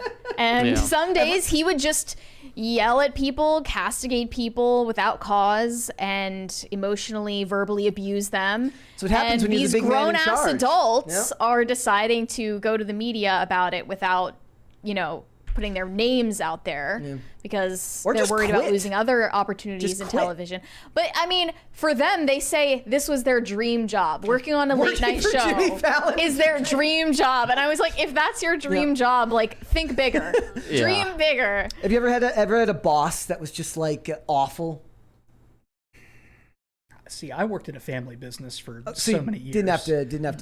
So I don't know. My dad was pretty rough on me when it came to. I mean, I've heard stuff, working for so. working for families actually worse. It- like a lot of times. Arguably, yeah. Yeah. He was harder on me than anyone else that worked there. He expected perfection out of me, and damn it, I delivered. Yeah, have to, right? But Dad didn't show up drunk to work, so Oh, it's no, okay. So absolutely. you're good. You're good. As long as the standard is just like don't show up wasted to your job, and you should be fine. The question is Jimmy Fallon actually toxic, or are his employees just whiny babies? Both. And both can be true Both. at the same Yeah. time. Absolutely both. Like I'm sure he's absolutely awful, and I'm sure they're whiny babies. Yes, this says employees say they had nightmares relating to work and were in constant states of fear. One former employee says they had their first anxiety attack while working on the show and were put on anti-anxiety medication for the first time. Another employee says they felt physical ramifications of their declining mental health, like their hair thinning and weakened nail beds. 4 other employees say they're in therapy because of their experiences. And 3 there's people crying say they rooms. experienced suicidal ideation as a result of the working environment. There's a $20 one there from Half Baked Treehouse. Hey gang, late as always, and apropos the culture war, Brett needs to tell Beanie Man that he might have to get someone else to moderate the show. Hi, Mary. Since the second T is silent, I figured I'd hide it too. Look, Brett with one T. stop spelling my name wrong. Stop my it. God. Look, I'm fine with just whatever. You want to be mean to me? That's fine, but at least be mean to me with the proper name. It's not Brent, and there's a second T. It's Brett with one T isn't a real thing. That's fake. It's No. not real.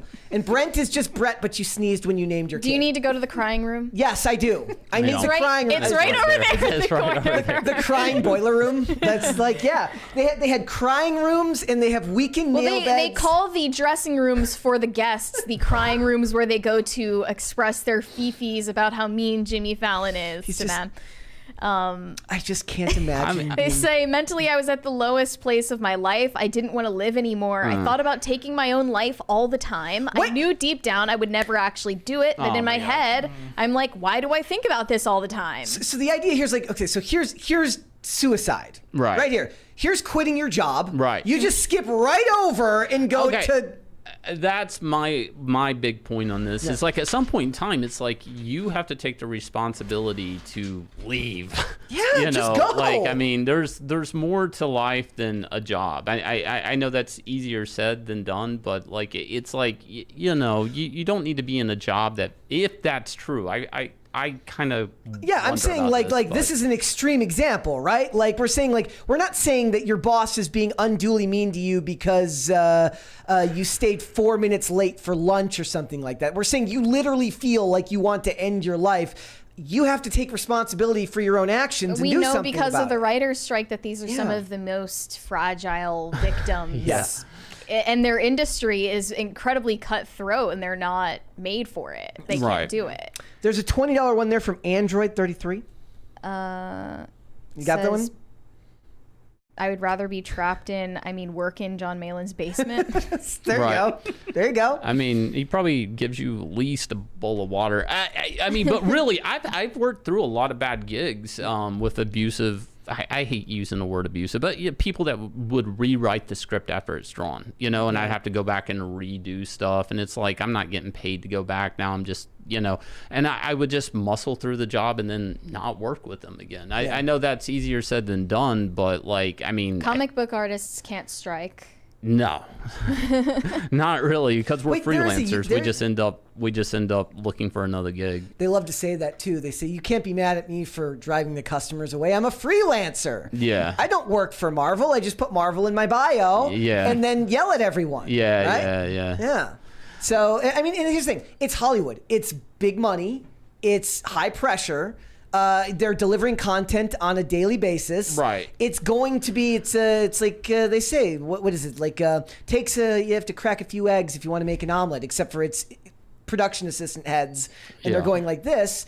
You chose to work in that industry. I'm not saying that Jimmy Fallon's not a douche. He's a douche. And I said I would have a lot more sympathy if he wasn't part of the lecturing late night class of people that are absolutely awful and trying to divide America. Is he good enough at what he does to treat his underlings that badly? Nobody should be doing that at all. They are acting like that. They just, avoid eye contact in case he flies off the handle.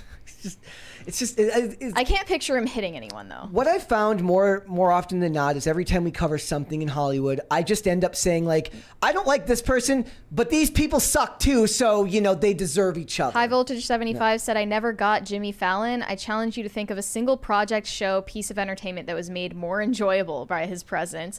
But people really liked him on SNL, which is why he ascended to this level. Yeah.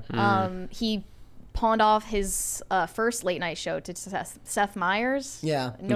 Or is it Seth Meyer? I don't know. Also not funny. Also not funny. The late night hosts are also starting a podcast together. I don't know if you guys heard about that. They're starting a podcast. Strike Force 5. It's called Strike Force 5, and they're giving the proceeds from that podcast, whatever money it does make, to the striking writers. Implying it'll make money. Implying it can or will make any money. I don't know how.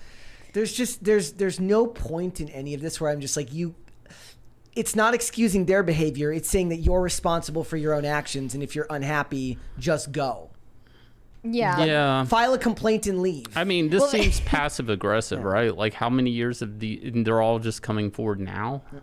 This is how people realize that, like, introducing a DEI department of any company doesn't actually mean they're introducing, like, guidelines that will help people work together and have harmonious relationships. It's just to avoid liability for the studio that is in charge. Right. That's what it's about. That's what HR is about. Yeah, human resources, that's all they're there, is to protect the company, not the employees. They're not guidance counselors. It's also extremely utopian to think that it's just going to work out better. It's like when Olivia Wilde was making her movie, and they're like, look at, go crazy. She's just as awful as a male director. Like that happens, right? It's not a male trait to be awful. It's a human trait to be awful. And it's going to happen no matter what, especially in these industries. Like I said, high pressure. You have deadlines to meet every day, and there are few things I've talked to people who have worked on the set. There's few places less funny than the set of a comedy.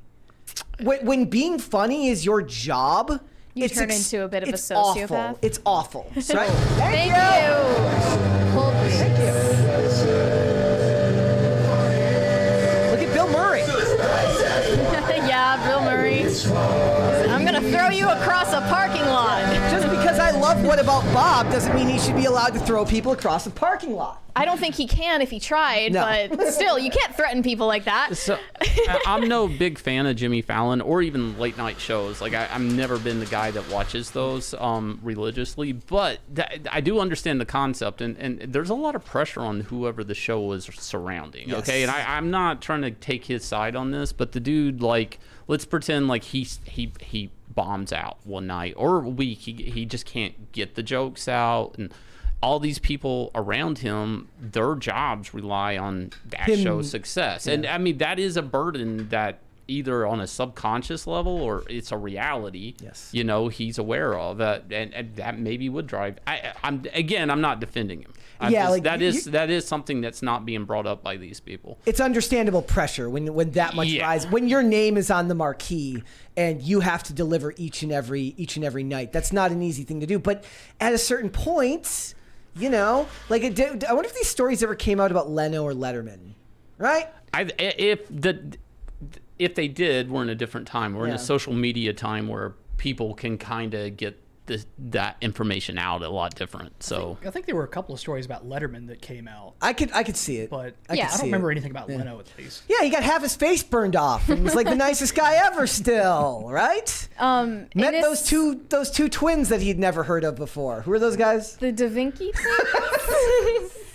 The Da Vinci twins. I don't remember their Just actual Hans names. and Franz for the But new in generation. this Rolling Stone piece, they also rehashed how Jimmy Fallon got canceled for doing blackface in an impersonation of Chris Rock in do 2000. So this got resurfaced in the summer of 2020, and some of his millennial and Gen Z employees were not aware that this ever happened. But it They was felt their very dream job. They felt very unsafe, Yeah. I'm sure. And this is when the showrunner at the time implemented their internal diversity and culture meetings.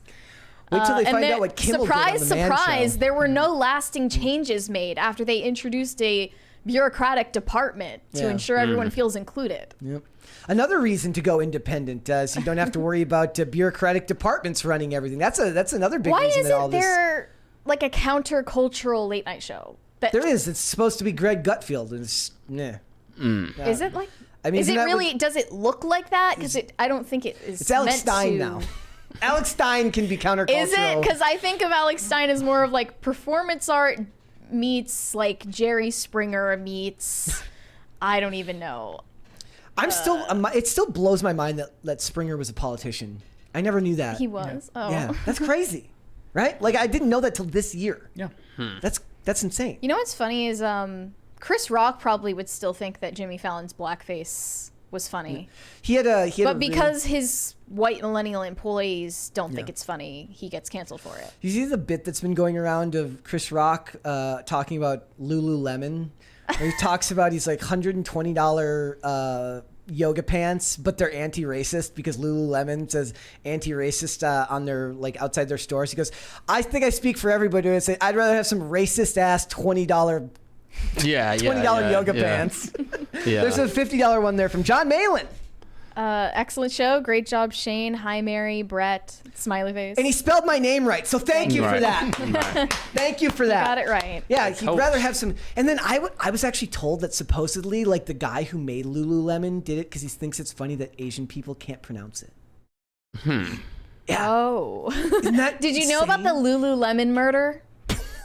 Oh, at the store. Yeah, Yeah. at the store. Yeah. was A lady a- killed a lady in a Lululemon But there were two store. employees. They were in a fight. Like there were two employees, and she like I don't know. It was a very brutal murder. And people could hear it from next door, but they didn't do anything.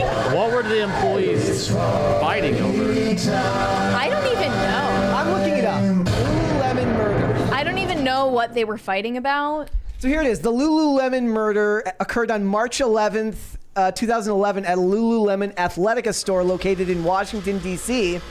Oh, sorry, a suburb of Bethesda. Brittany Norwood. That's not that far away I wonder from if she's us. related to Brandy Norwood, the singer. That'd be cool. A store worker. Oh, no, never mind. Not cool. She's the one who murdered her. Oh, no, she murdered her coworker, Yeah. Jana Troxel Murray. The case received widespread media coverage and was commonly referred to as the Lululemon murder. She was sentenced to life in prison. She's going to be hanging out with Danny Masterson. Yeah. That's Ghislaine Maxwell turns to you and she's like, "What are you in for?" A manager arrived in the morning to find the door unlocked, merchandise strewn about the floor, mannequins in disarray. She would hear someone moaning near the back of the store. Frightened, she asked a man outside to help her search the store. He found Jana Murray lying in a back hallway, face down in a pool of blood with a ligature around her neck. Brittany Norwood was found in the bathroom, apparently semi-consciousness with zip ties across. Oh, she tried to She like faked her own. She wanted it to seem like a store break-in. Oh. Yeah, like someone tried to loot the store and killed them. But that's So Jimmy Fallon, got nobody's found out. died at Jimmy Fallon at late night. So he's So got count that your going for him. blessings. Can't be that bad. Yeah. Can't be Okay. that Like bad. you're not in the back room of one of those crying rooms, with your hands zip tied. He's also now apologized to his Tonight Show staffers on a very awkward Zoom meeting, saying, "It's embarrassing and I feel so bad. Sorry if I embarrassed you or your family and friends. I feel so bad. I can't even tell you. I want this show to be fun. It should be inclusive for everybody. It should be funny. It should be the best show. The best people. What does the best show. The best. What the hell does inclusion have to do with it? I don't know. There were no claims of racism on set or No, sexism. He's got that weirdly going for enough. No, I feel Everyone was treated like shit equally. I feel like that was preemptive. He's like, before the other accusations come out, let me just throw that word out there. Yeah. It is funny how it's like back in the day, you could just be a jerk. Like now you're a racist jerk or a sexist jerk. There was a time when you were just allowed to be a dick to everyone. Look at Howard Stern. Yes, you could Yeah. just be mean to everyone. And it didn't make you prejudiced. It just mean you were a bad person or you were a mean person, but you were mean to everyone, which somehow made you both a hero and a villain at the same time. That's a boring world we're headed for, where everybody's pretending to be nice to you. Like, it's like, I'm okay. Like, I mean, with people hating me, like, I'm okay with that. Like, it's all right. You don't have to pretend. Look, if he's a jerk, and everybody knows it. I mean, they're obviously talking about it at work. Quit. I'm just strike, like, something. men used to go to war. Now they work on the Tonight Show with Jimmy Fallon and they cry. And they complain about it and they cry. I mean, I wonder if it's like you hear a lot of that, like in the video game industry, like when they have to work crunch time, right? And then you're like, that's a big problem there because you're overworking people. They talk about or people at Marvel when they're like, the Marvel animators are like, I haven't been home in 3 weeks because they need to make Agatha Coven of Chaos as if anybody cares. Right. It's insane, but the quit. I guess it's the beauty of living here in this country. Just quit and try to find another job. I'm not saying that doesn't suck, that has to happen, but it's on us to do so. And Jimmy Fallon sucks too. So Yeah. I wanted to ask Alex, this is like totally unrelated, but did something good come out of Gamergate in your opinion? Oh God. Only a couple of things, I would say. Because it seems like with Comicsgate, they're in a really fortunate position because the new movies aren't making money, the new Right. comics aren't making money, Right. the indie comics are doing well. And then with gaming, it's way different because video games still like vastly outgross Hollywood movies from big studios, and nothing really changed. Oh no, they're worse. They're From worse than they Gamergate. were back then. Gaming journalism is worse than it was back Yeah. then. Nothing's really changed there. Like nowadays, the only thing that they really acquiesced to, as far as our request, was disclosure statements in articles. Like, who are you propping up with this? How are you connected to them? Why are you writing about your best friend's games and stuff? Feminist Frequency did shut down, so we've got that There going. is that. There's a W. And it only took 9 years. Might have happened anyway, but Let's go Super Chats. we've got one $20 from Ghost. Hey y'all, love the show. You two make my afternoon shifts better. Have you watched Clownfish TV's deep dive into the saga of Dismal Disney from the other day? If they made the saga of the Bob's Bob, probably the Igers. Bob's Iger. movie, Yeah. it would be a smash hit.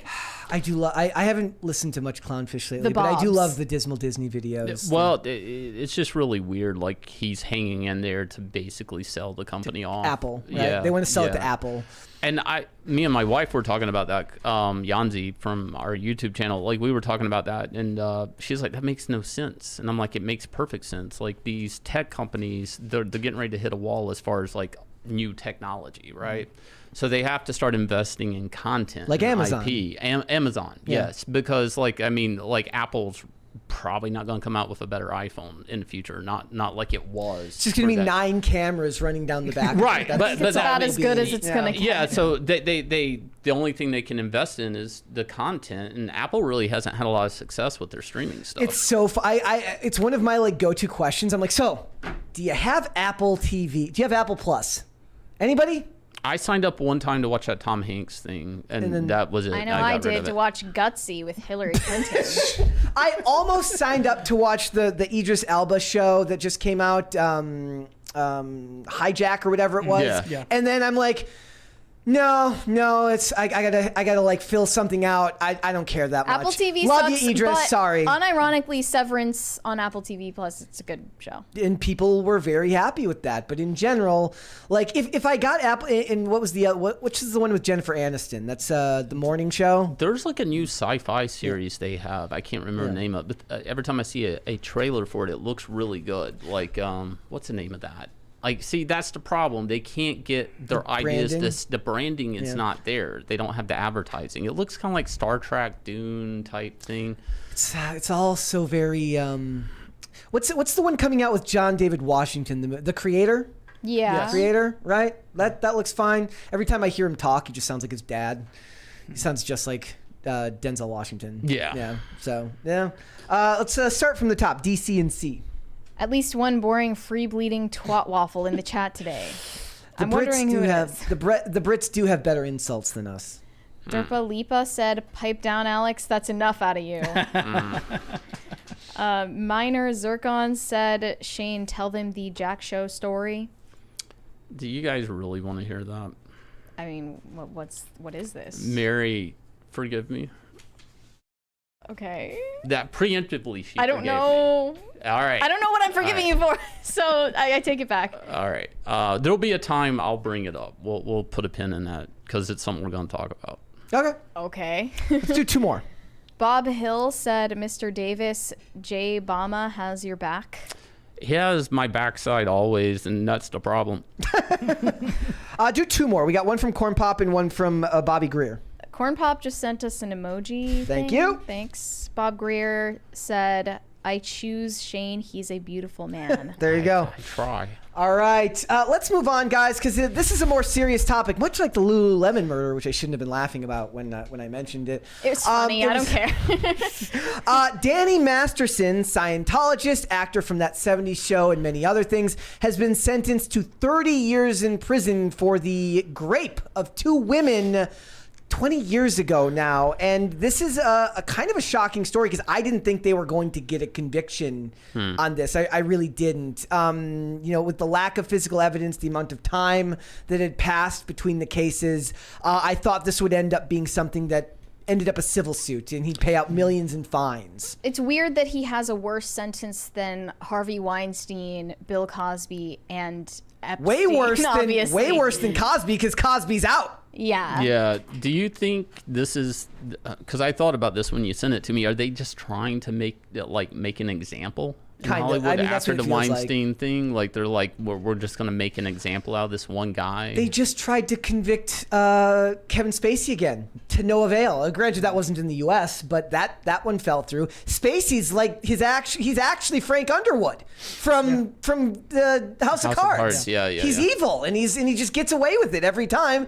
Danny Masterson, if I had to put money on it, guilty. Probably guilty. I would say probably guilty. I mean, what kind It's of Hollywood. people They're does full the of Church of scumbags. Scientology attract? Like, it's like the point Probably is, the mentally unwell. but just because I think he's probably guilty does not mean that in the absence of physical evidence, it's very hard to understand how such a conviction came through.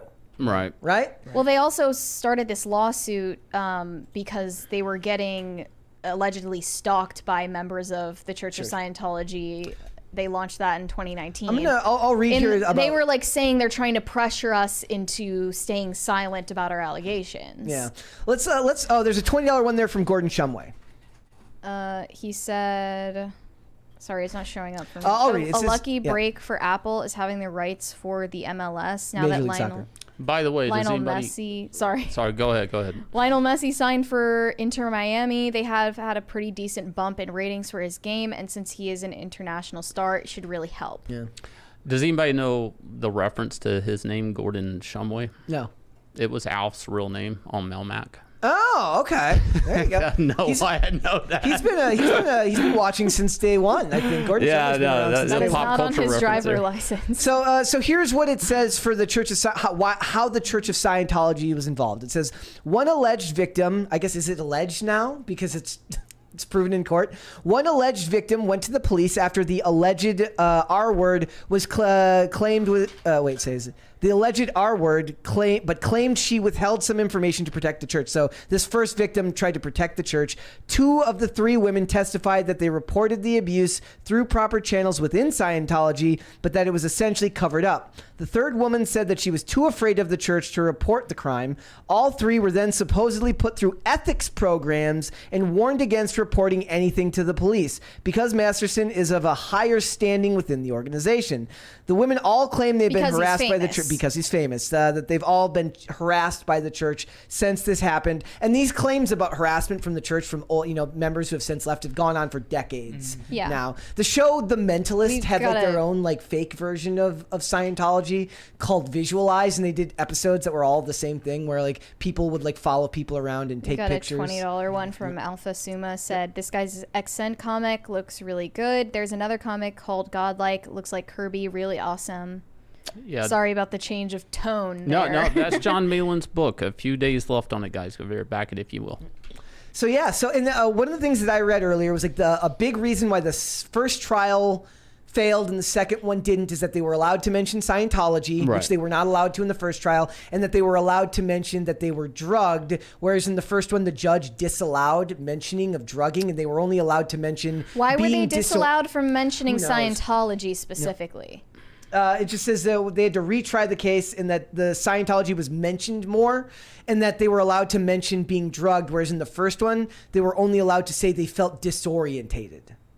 Was the drugging to do with like some sort of religious ceremony? No, it happened in his apartment. So if he's having religious ceremonies in his apartment, he's... Well, maybe it's because they didn't have physical evidence of the drugging. Yeah. Another thing that I was hearing is that supposedly the church obviously took notes on all this stuff when these women came to complain, and that those notes got entered into evidence. I can't confirm that, but that's what somebody was telling me. I don't know if that's true. Well, they do these types of like confession-esque blackmail auditing on all of their members, where you would assume he already admitted to doing this in the church already. They have documentation of that, but they don't have to submit it, maybe out of religious freedom. I don't know. That's really weird. Also, Leia Remini was at the sentencing, very famous for speaking out against the Church of Scientology. She came from a background of being in it. And she was seated in the front row of the gallery to support the women. She released a statement after the sentencing saying, sitting in court today with the women who survived Danny Masterson's predation was a surreal experience. I'm relieved that this dangerous R-wordist will be off the streets and unable to violently assault and R-word women with the help of Scientology, a multi-billion-dollar criminal organization with tax-exempt status. I don't know if it's fair to say he had done this with the help of Scientology, you know? I mean, I think that's like, what they're saying. He would have been this way. He would have been this way without being a Scientologist anyway, because he's crazy. Yeah, he was attracted to Scientology because he's crazy. But they're saying that the church bolsters it by covering it up and getting these women to cover it up, because they really value having celebrity members. Yeah. Tom Cruise. PR. It's good for their PR. Yeah. Tom Cruise. Yeah. I have a Tom Cruise candle. That's why you can't trust Tom Cruise. He's got to have some shadowy dealings. I don't trust him. I wonder if the church like gave their records to the court to keep like other government offices wanting to investigate internally, like, you know, into more. Like, I wonder if this is just like a sacrificial lamb situation. Like, let the church is like, yeah, you can take this one. Don't look behind. Like Weinstein. Yeah. In the name of transparency. Yeah. I mean, but again, I'm not saying that type of thing happens there, but like maybe it does. You know, they do have this hierarchy thing. You know, like, and that could lead to more type of things like this, you know. But it's kind of like Harvey Weinstein. Like they throw Harvey Weinstein out because he's guilty, but that placates people, not realizing there's many monsters in Hollywood that are not getting prosecuted because they've got their face of the cause, right? They've got their Me Too movement, they've got Harvey Weinstein, they got Bill Cosby, they got a couple of other people. Cosby's out. Spacey didn't get convicted, and the cycle just continues. We see like there are other Harveys. Dan Schneider. Dan Schneider's not in jail. Nobody. He was also partially mean to because he yelled at people on sets. There's a $20 one there from Stein. Stint. Sorry, I didn't see the last letter. Shane, didn't you survive a cult of Dungeoneers just over a month ago? So the Dungeoneer incident, I did not partake in the dungeons of Tampa Bay, the Devil's Play Pit, if you will. I think this is one of these things where it's just like, I'm almost going to assume this gets overturned. Like I just because like the lack of physical evidence. He's got money. He's gonna keep appealing. So the evidence, Weinstein still keeps appealing. Well, the evidence thing, we kind of this came up on the show last night on the Jack show. But it came up like I mean, I'm assuming there maybe is some evidence, like some rape kits were done back then. But then why did it take this long? Yeah. Like, so is this all like just he's getting tried off of accusations, but no real evidence? Again, I know we are in the Me Too era, and I'm not leaning either way on this, but I think the dude's guilty. I believe the dude's guilty. Absolutely. I'd probably bet on it. Yeah.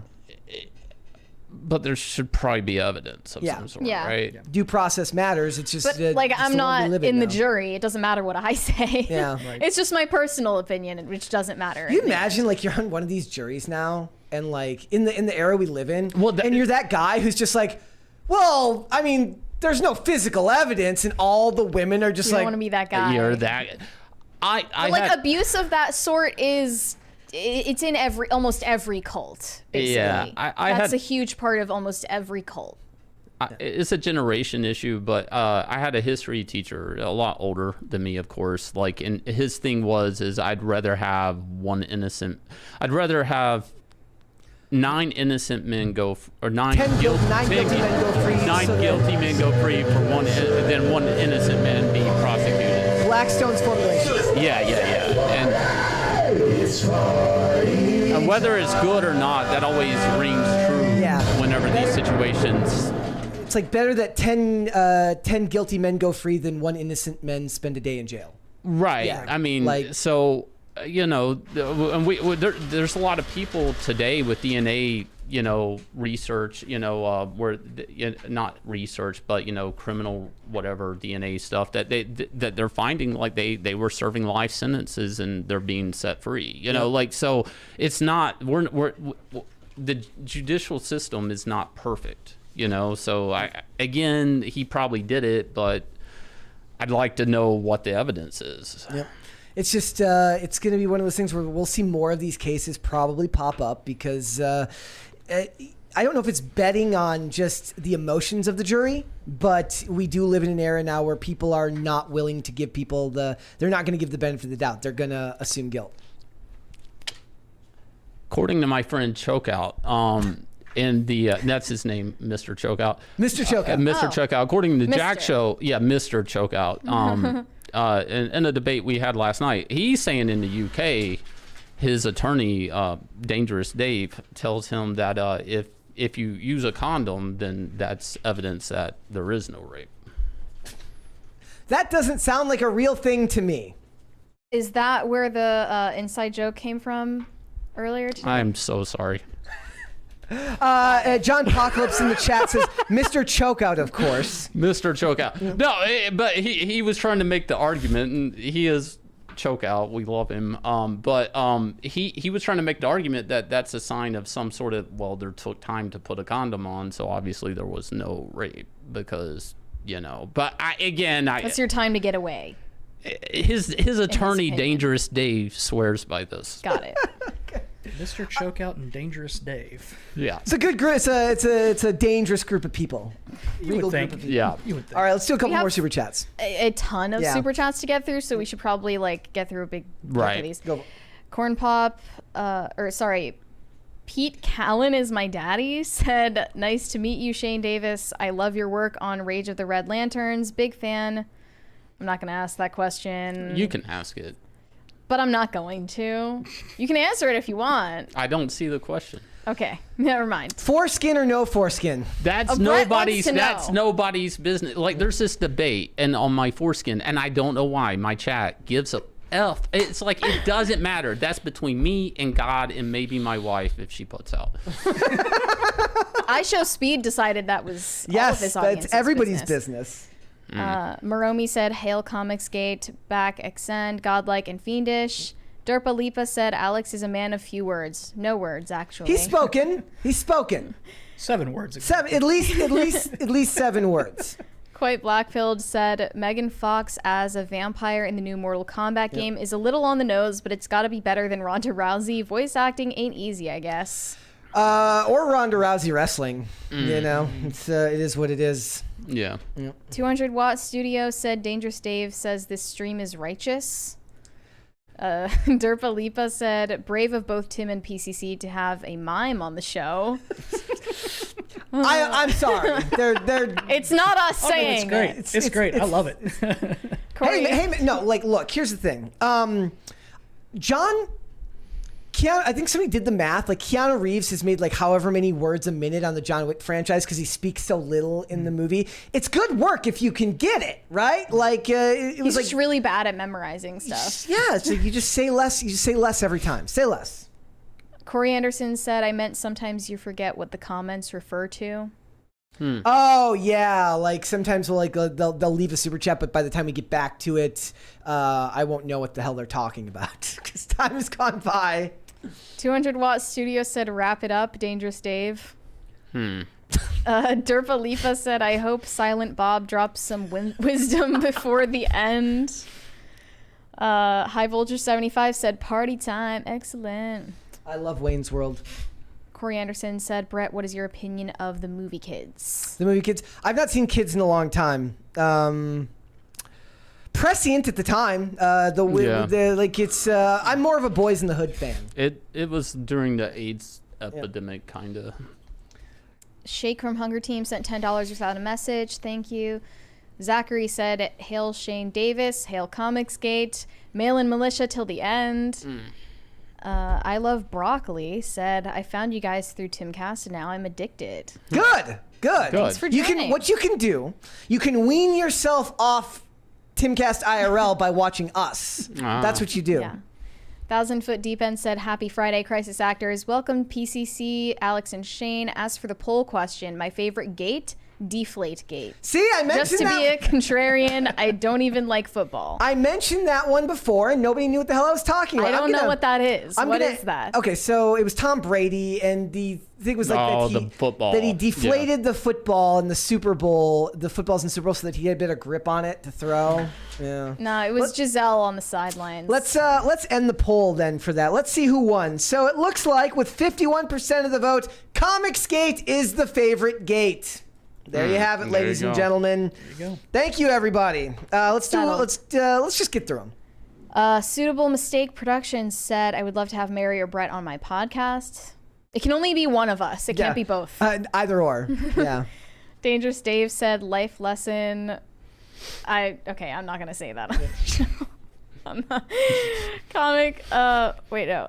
Irishima Otaru said, don't mock Pedro or all of Chile will send recipes. Yeah, Ethan Van Sciver mocked Pedro, and a lot of Chile guys, Chileans came at him on his social media, and they kept posting recipes at him for some reason.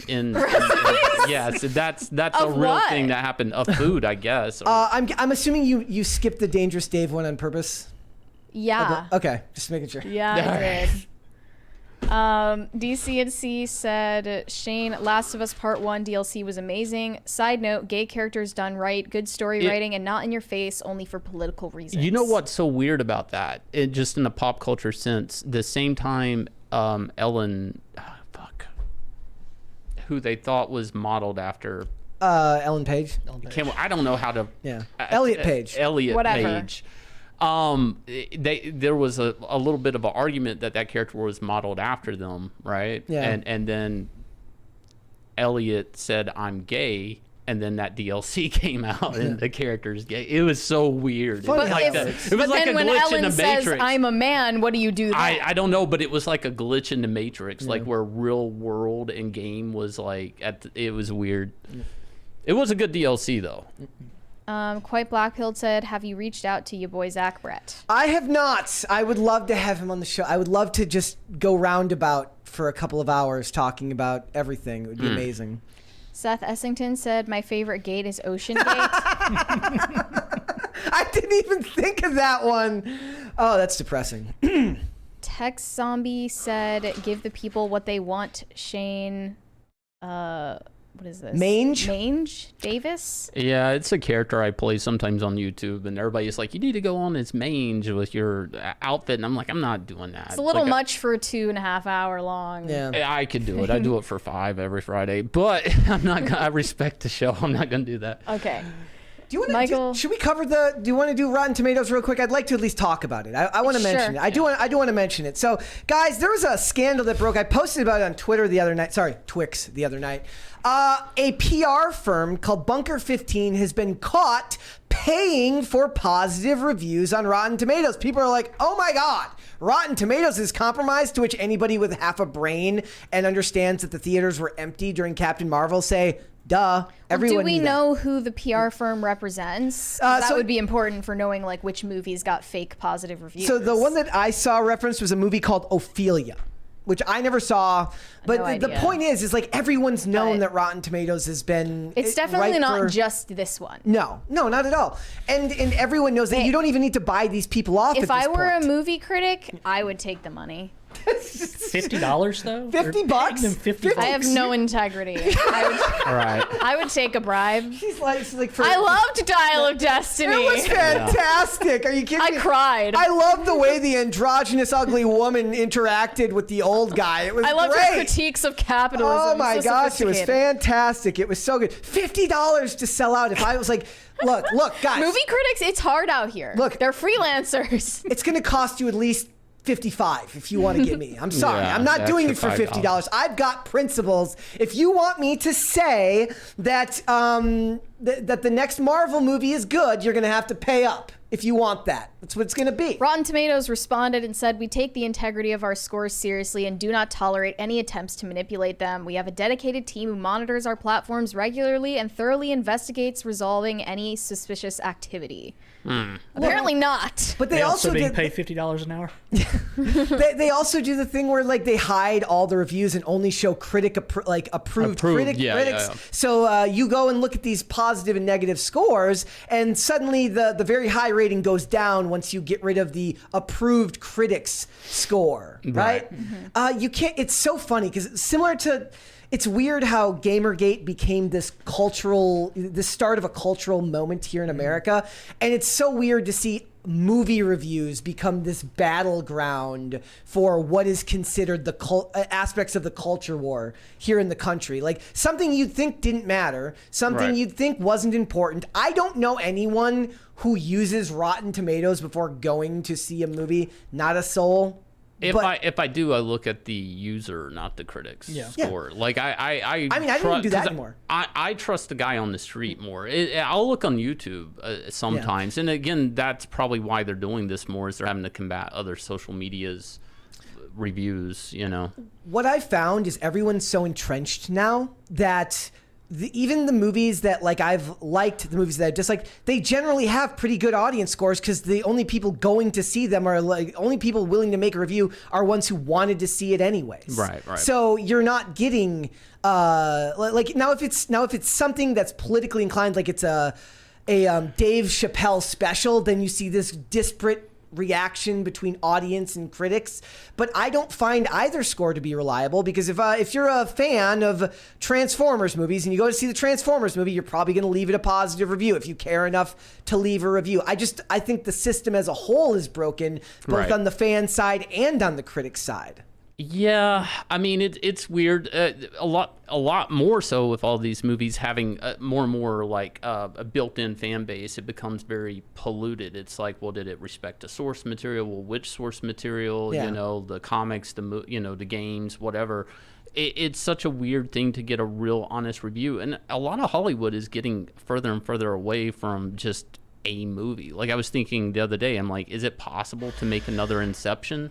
Like just a brand new idea out of nowhere? Can they do that? They tried it with Tenet.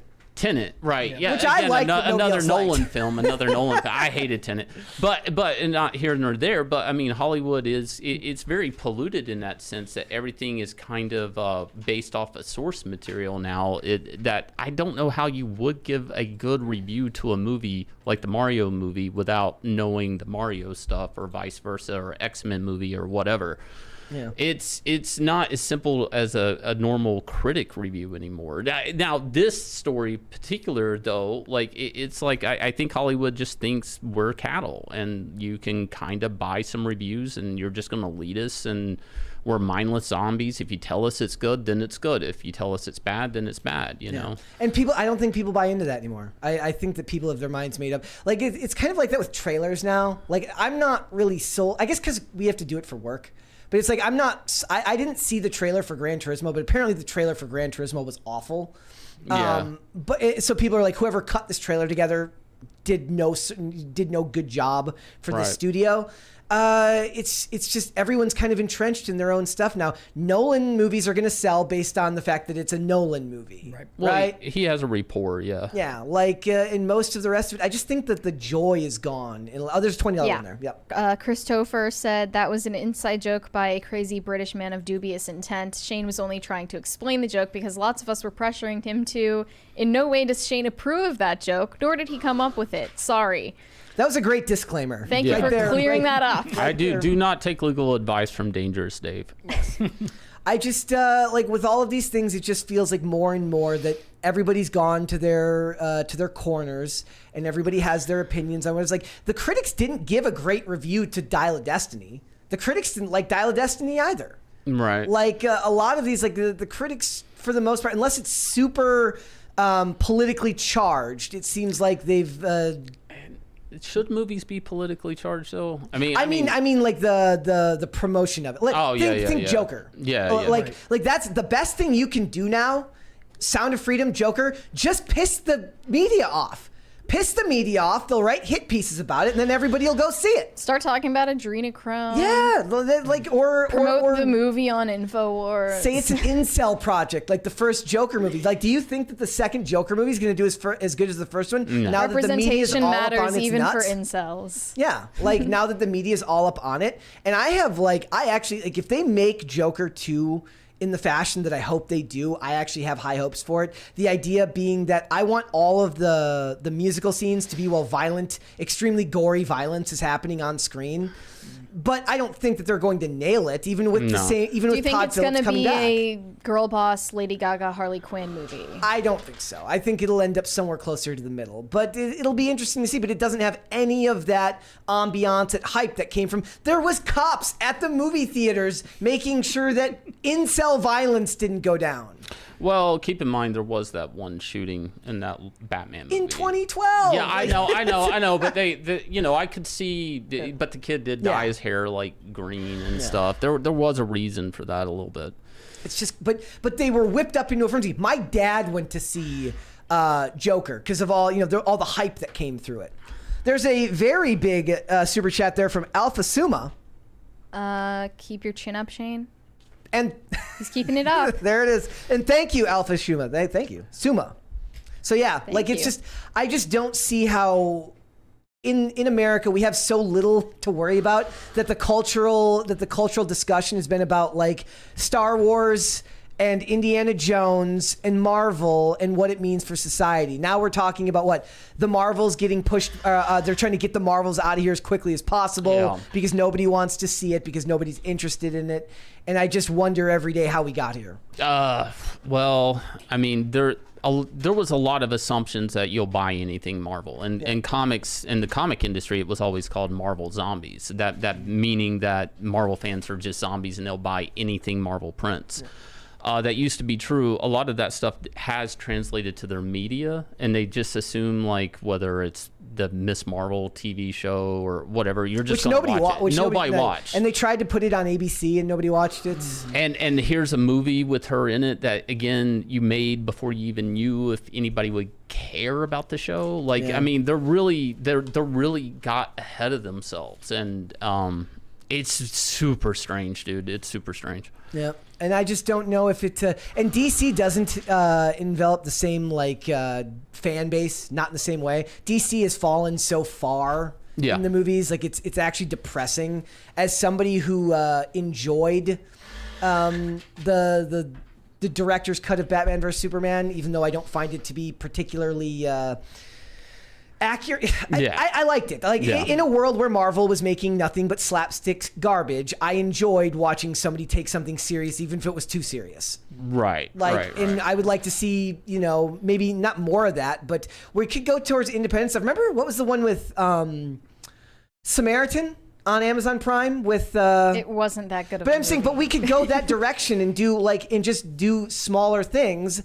And have less money on it, and maybe there's less cultural pushback. Well, there's less expectations going into those things if it's a new idea too. You're gonna, but that's what they want. They want like that cultural hook. Yeah. They want to pull people in with debate or politics, or is the character too dark or moody? Here's Snyder's unique stamp on the Batmobile, which is a tank now.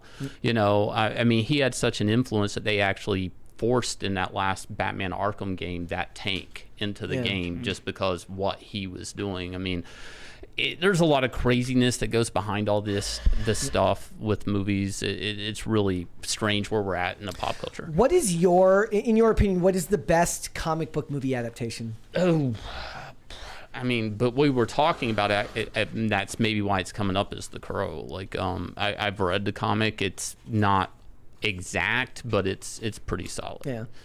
Yep. And I like, my hottest take is that I think Batman Begins is the best of the Nolan trilogy. I still prefer I'm Batman with you. I'm totally with you on that one. Batman Begins is clearly the best. I understanding that, like, look, The Dark Knight was a cultural moment for this country because of what happened to Heath Ledger, but it's essentially a crime. It's essentially like a crime film. It's a crime drama, right? More than it is a superhero movie. Whereas Batman Begins used they actually made Gotham unique, whereas since then it all just looks like Chicago or New York now. Whereas Gotham had a unique look in that film, yes, which it no longer has. What do you mean by that? What they did is it was a lot of gold and auburn, orangish hues, gaudy colored color correction, and they did a lot of Gaussian work on the buildings to make it look artwork more than it did buildings. Yeah, and they had a lot of like cables and wires, and it looked very comic book. Again, like when he first came into that, he did go up to DC Comics one day with David Goyer and just go through a lot of Batman books, and they pulled a lot of reference from like Batman Year One with Frank Miller. Thank you. And everyone knows that DC does better at animated movies anyways. Right. Way better. It's party time. DC animated is, I mean, not anymore, but DC animated used to be far superior anyways. Right. Well, I think they have less governing, politics in it. Yeah. Yep. I still love Batman versus the Teenage Mutant Ninja Turtles. It was amazing. Crossover. Yeah, that was great. So yeah, There's a $20 one. I'm not going to say the username, but he said Shane is not a monster. He's the wind beneath my wings. I approve of that message. There you go. All right, let's finish up the super chats, Mary. Okay. Michael Williams said, why does glassless Brett on IRL feel like an entirely different Brett? Did you guys give up on cloning Ian's and move on to Brett's? Yes, I am essentially Bruce Wayne here, and I am a different person once I'm on IRL. Mainly because the lights in the IRL studio are so bright that I get a huge migraine, so hurts my eyes. Derpa Leva said, the underlying message in the Garden of Eden story is you can literally be the only guy on Earth and she will still be off schmoozing with some snake. Oh my God. Yorishima Otaru said, it must suck for Southerners that SJWs took y'all. I wanted to point that out. It was in AAVE. Yeah. So. Nope, they are appropriating my language. Yeah. And folks, and it's like I said, like I thought Brett Cooper was Southern because she says y'all all the time. I just assumed it's sort of just become a universal thing. Yeah. Dangerous Pete Callan said, Mary, relax. Shane's married. Jeez. Oh my God. I'm okay. I apologize for Pete Callan. Disco Jensen said, idea for a poll. Who do you trust more to govern assets? BlackRock, Vanguard, Cobra, Legion of Doom. Cobra. Because I actually watched G.I. Joe Retaliation last night. I know it's bad, and just the same way I love the Michael Bay Transformers movies because they're bad, it even has the same like robot orgy sound effects in it for no reason. It's amazing. It's great, and it's got Adrienne Padalecki in it, who should be in everything. They really should. She was a girl boss before girl bossing was overdone in Hollywood, and she actually looked the part.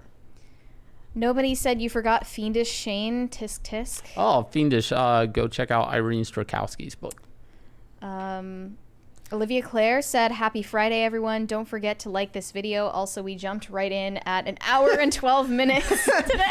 It's an ongoing joke here that This is a new record for when we get to the main topics, I'm like, now that we are 58 minutes in, let's jump right into it, ladies and gentlemen. An hour and 12 minutes. That's pretty good. Derpalipa said, "Ben is cranky today." Wow. Are you cranky? Oh, am I Ben? You're Ben, right? My brother is Ben, not me. I'm Brett with 2 T's. Shane H. Wilder said, "I've dealt with a bad boss. I just manned up and got out. Funniest thing was the same boss would literally cry in the corner in a fetal position if there was a technical issue." That sounds... Look, tech issues suck. Yikes. Everyone understands that tech issues suck. Yeah. Well, don't cry about them. Olivia Claire said, "If you want to check out other independent comics, check out Silence Stu Good, Time Travel Agent. He's a member of the Discord." Awesome, yeah. Derpa Lipa said, "How much to get Alex to..." I'm not going to say that. I can't say No. Brett, do you want to do the honors? Read it. Okay, I sure. don't... From Derpalipa, how much to get Alex to press his moobs against the camera? I'm only giving you a hard time because of the silent treatment. You're killing me, Smalls. All right. We got that over with. Next, you know what? Just you can give him the middle finger. Go ahead. You can give him the middle finger. I think it's hilarious. I love it. Nomification said, "Can someone explain why all you Yanks one day suddenly started throwing around apropos willy-nilly?" Apropos is a common Swedish expression and translates directly to speaking of. It's not fancy. Nobody here says, there's like somebody who super chats us that says, apropos of this, it's not supposed to be fancy. It's just a word. Right. So they were saying, speaking of this. Yeah. 1,000 Foot Deep End said, "Brett, redistribute the extra T's as needed." Socialist Brett. That's me. I will redistribute the T's. John Stewart said, "No one has died on Fallon so far as we know." That is true. You never know. Could have bad things could have happened behind the scenes. Bucky Ducky said, "Brett, I need a tier list of misspellings. Brett with 1 T, Brent with 2 T's, Brett with 2 R's. Brett with 2 R's is kind of based. I kind of like it. Like Brett, worst to most acceptable." Worst is... He really only gets Brett with 1 T. And Brett with 1 T is the worst, and all the others are just equally not quite as bad. DD Megadudu97 said, "An hour and a half in, let's jump right in. Happy Friday, y'all." Yes, indeed. Zerpalipa said, "You think the Chosen of Xenu would learn from precedent? They should have just transferred Masterson to a different parish. Whoops, wrong church." Oops. Gordon Shumway said, "I recently found out Dan Schneider was Dennis on the show Head of the Class. He was sleazy on that show. Foreshadowing?" Could have been. Ryu Gunpla said, "Red rocket foil cover when Shane, please invite Mange." I'm not doing a red rocket foil cover next. Okay, Stormtrooper Julius Caesar said, "Bless you, Shane Davis." Did you sneeze? No. Phil Moore said, "You messed the joke up, Shane. Why not try another go at it?" No, I think the one try was more than enough. I'm not going to read the next one. Sorry. Brains Taste Awful said, "Dangerous Dave's legal advice. Put my cousin in prison for 10 years. Oh, my God. Suitable Mistake Productions said, "I'll take one-on-one appearances. How to contact?" We do have a contact email on the YouTube channel. 200 Watt Studio said, "Shane is a good guy. He's the hugger of CG." Is that true? He's not here now. He's not. Yeah, so he went. He pieced we out don't know. we beat him out, Mary. We beat him out. He's Phil Moore said, "Shane didn't mean it. I promise." Cryptic Comics said Shane does not represent all of CG. Disavow. He's gonna be pissed that he missed this. Valley Law said Shane is an amazing comedian and even better artist. Hail 9 Lives. There you go. J Bama fan, the above average savage said Shane didn't mean I swear. We can hold off until he gets back. They're all We can- just. That's what I'm saying. We can hold off until he gets back. We can hold off Okay. until he gets back. That's fine. That's fine. I'm missing some money here. Yeah. I think you could hand me like some stacks Gotta of get money. Gotta get some. There's money behind you. 'Cause I'm There's like running out literally of money it. right behind you. Yes. That's what it is. Yeah, right it's all there. just sitting Fat around the stacks. walls. It's real money. We swear. This it's is what we absolutely- line the walls with. Yes. Absolutely Well, not. we have Mike. to. We have to put the real money in there. I have considered telling people. I'm like, look, there's 3 real $100 bills in the stack. So if you want to pick up the money and you can find the real hundreds, you can have them. But nobody can. Nobody would actually do that because that would be insane to have to go through all of this money and try to find the real thing. I might just be that insane. You want to try? You want to try? I might. Yep. All right. Well, there you go. He's back, ladies and gentlemen. He is back. He's back. We kind of stopped in the middle because all of these super chats They're are for about you, buddy. They're for you, buddy. Oh, sorry about that. Tech Zombie said, "Yeah, Shane didn't mean to. Sorries, guys." Brains Taste Awful said, "Dangerous Dave was disbarred in Florida." That's the only state, though. There's still 49 other states. Chris Topher said, "Don't judge Shane too harshly. He is an angel, and I love him." We are very close to a 10th crisis party. I am conveniently asking for somebody to give us a 10th crisis party. That's me. Yes. I'm asking. I know it's not polite, but I'm asking. What is a crisis party? $100. Oh. Yeah, it is triggered. That is triggered by $100. Oh, my God. It's all. We'll automated. get to 10. Yeah, it's inevitable. Valley Law said Shane Davis for president. You thinking of running? No. You'd be a great No. president. Would I? Yes, I great did it with Dangerous Dave as part of my council, sure. Cecil said Shane has been against our word for as long as I've known him, for the most part. I've been against what? R word. Oh, grape. the R. Yes, grape. Oh, grape. I like grape soda. Tech Zombie said grape is bad. Sorry again, guys. Yes, it is. It is very bad. Ugly Swan said, I think music is a better way to try and influence culture. Movies are too spendy. Get David Gunn on the show. Do you think that I feel like music doesn't influence the culture in the same way. Maybe certain genres. Taylor Swift certainly does. yeah. Taylor Swift, yeah. Rap music is influential, I suppose, but it's maybe it is. Maybe it's true. Female rappers have a huge cultural impact, unfortunately. There was like a Cardi B video that came out today that it's so funny. She's selling CDs that were rubbed all over her body. Oh my God. Basically, with video evidence. It's the bath water of it's the Belle Delphine of. Was it recently like Nicki Minaj was like a Call of Duty DLC? Yeah. Yeah. I mean, so Yeah. they do have like a big impact.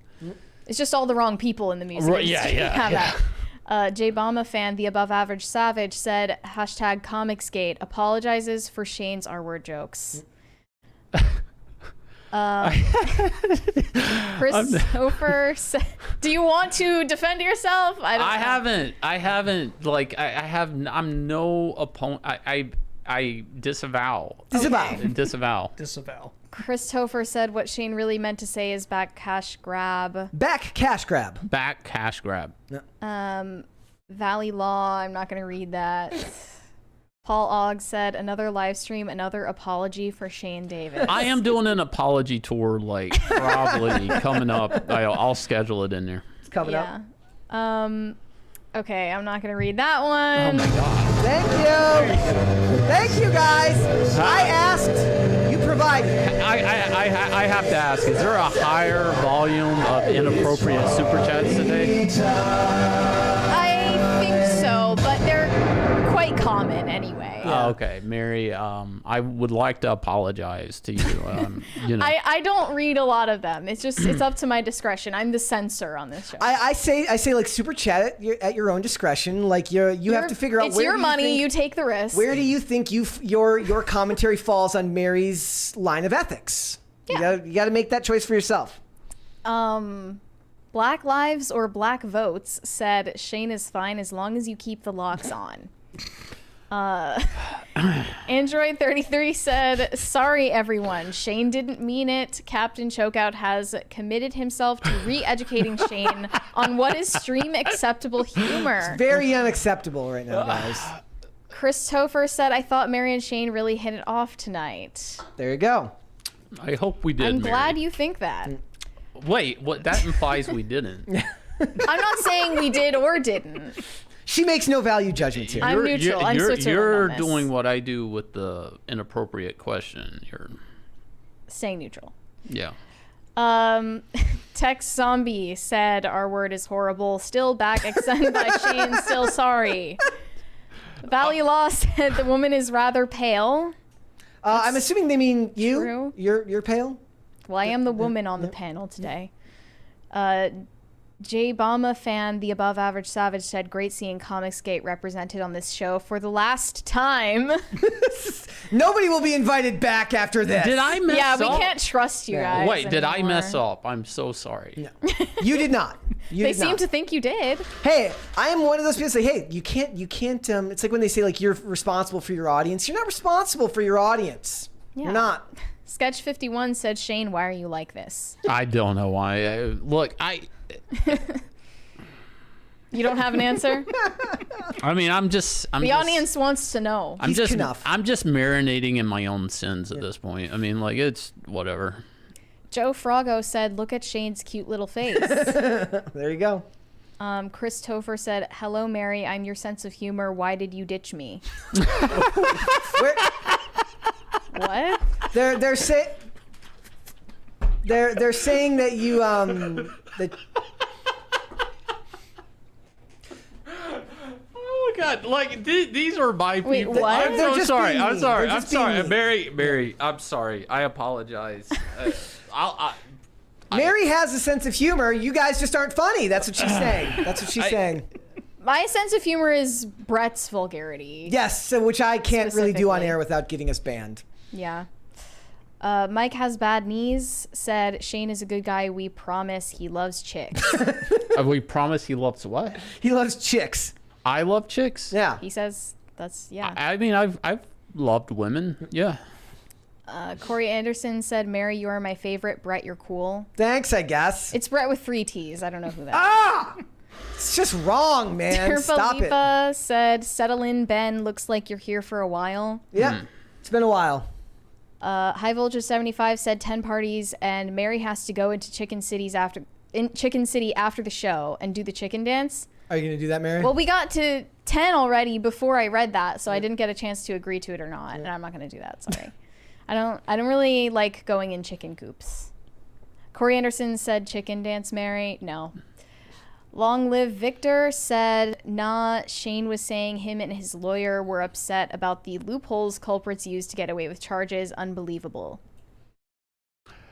I don't know if Dangerous Dave was given real advice. I don't know. Like, Captain Chokeout is British. He's like, "Oi!" I used a condom. And it's like, that was the argument, is like the condom was like the out. Like, Okay. I'm so sorry, Mary. Durpa Leva said, "Never hand me your kryptonite, Brett." I don't know what that means. He's saying about spelling my name wrong. Oh. Yeah. Corey Anderson said, "Breet, keep your hair blonde." The blonde goes. As soon as I can get rid of it with a halfway decent haircut, the blonde hair goes. You're hiding it today. I am. I'm hiding Do you it want to today. show it? Show it to the guests? No, they can watch it on an old episode. After this stream is done, you immediately go and watch yesterday's. I was wearing a hat yesterday too. The day before, and you watch that episode, and you can see my blonde hair. Valley Law said, "Oi, Shane's me mate." Disco Jensen sent $5 without a message. Thank you. Corey Anderson just said fart. Thank you, Corey Anderson. Thanks. And you guys are like, "Where's your sense of humor?" Grofty said buck. Beanbag Actual sent $10 without a message. Thank you. DCNC said, "Y'all learn to code." I'm working on it. Eventually, when this falls We'll get through, there. I'll learn to code. I'll figure something out, or I'll just go sleep in my car with the writers. Oh my God. After today, I might go learn to code after work. Yeah, might just do that. Stint said, Shane, did you review Black Riding Hood yet?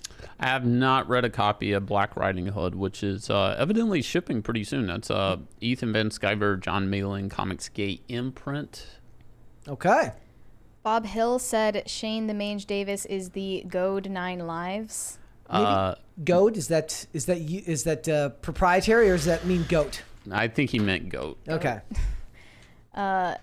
NC Pork Barbecue said,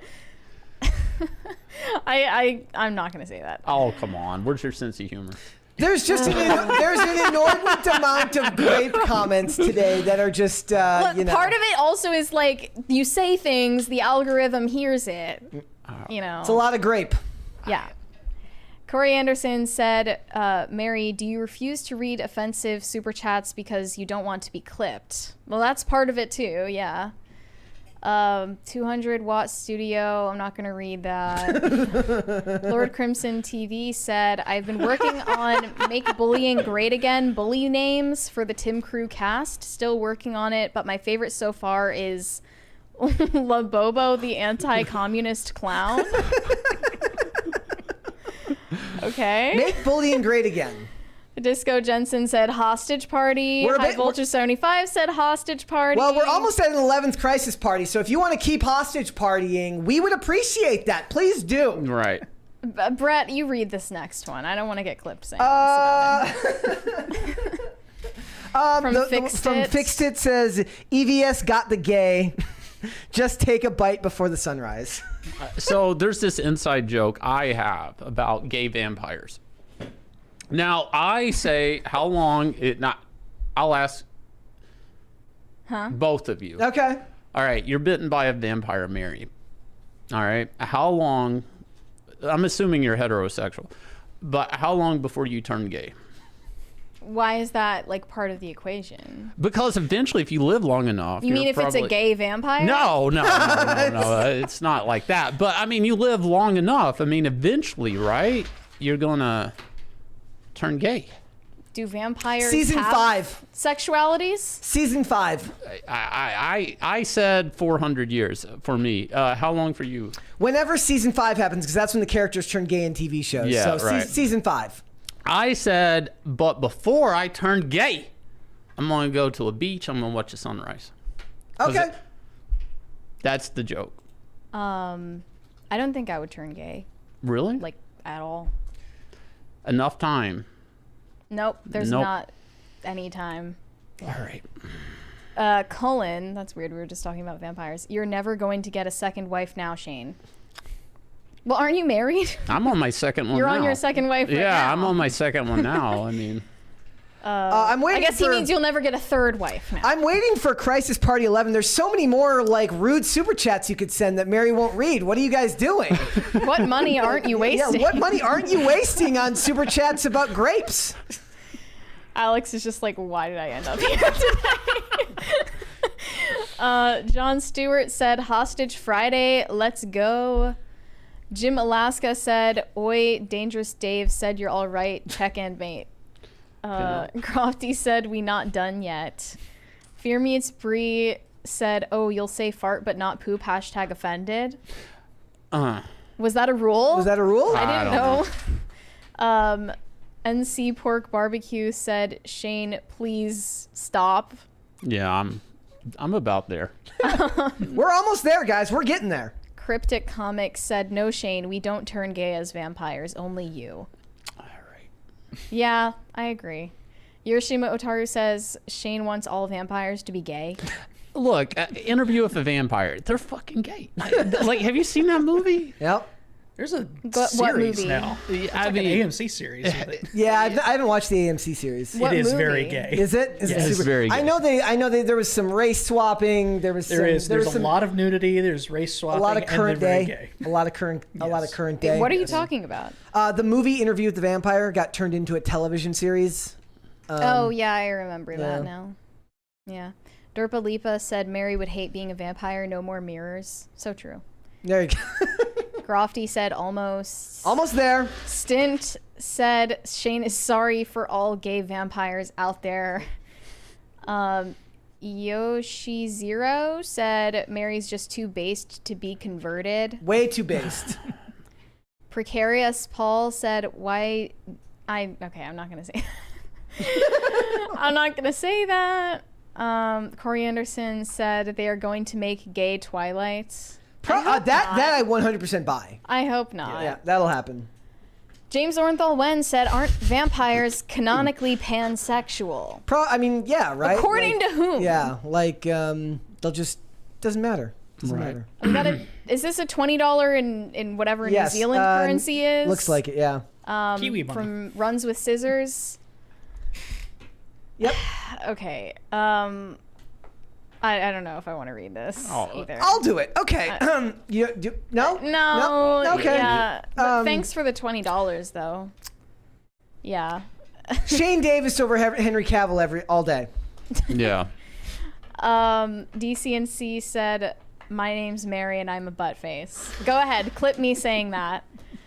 Major Chokeout said, why, Shane? Why? Hi, Mandy. Who's Mandy? Maybe Mandy Summers from our YouTube channel Ballers. She's probably in the chat. Twigs said, has Shane plugged his comedy tour dates yet? The guy could make hundreds of You can make tens of hundreds of dollars. Tens of hundreds of dollars. $5 Davis. There's still so many. Gotta keep going. Okay, we've got Ethan a big Van super Scott, chat. I've got to issue a public apology on behalf of Comicsgate for Shane Davis. His homophobia, R-word apologism, and hatred for midgets do not reflect the values of Comicsgate, except for John Malin. Wait, who wrote that? EVS. Yeah. Oh, thank you, Ethan. Thank you. Okay, Black Lives or Black Votes said, keep digging that hole, Shane. Valley Law. Thank you. Thank you. Look, if we just want to go till IRL, I'm fine. I'm a freaking. We're a podcasting machine. Yeah, I'm a machine. I'll go all day. Oh my God. Okay. Valley Law said Shane is also sorry to the transgenders. The apology tour is for anybody. I just got hit in the head with that. It's been known to happen. It's been known to happen. Now I know what strippers feel like. Yep.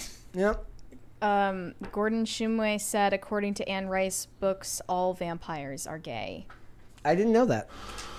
Shane H. Wilder said, ghosts can't be bitten by vampires. Sorry, Mary. The joke set itself up. Oh, hi, Brett. That's like 17 T's. That's way more. That's high T, though. High T. Yeah.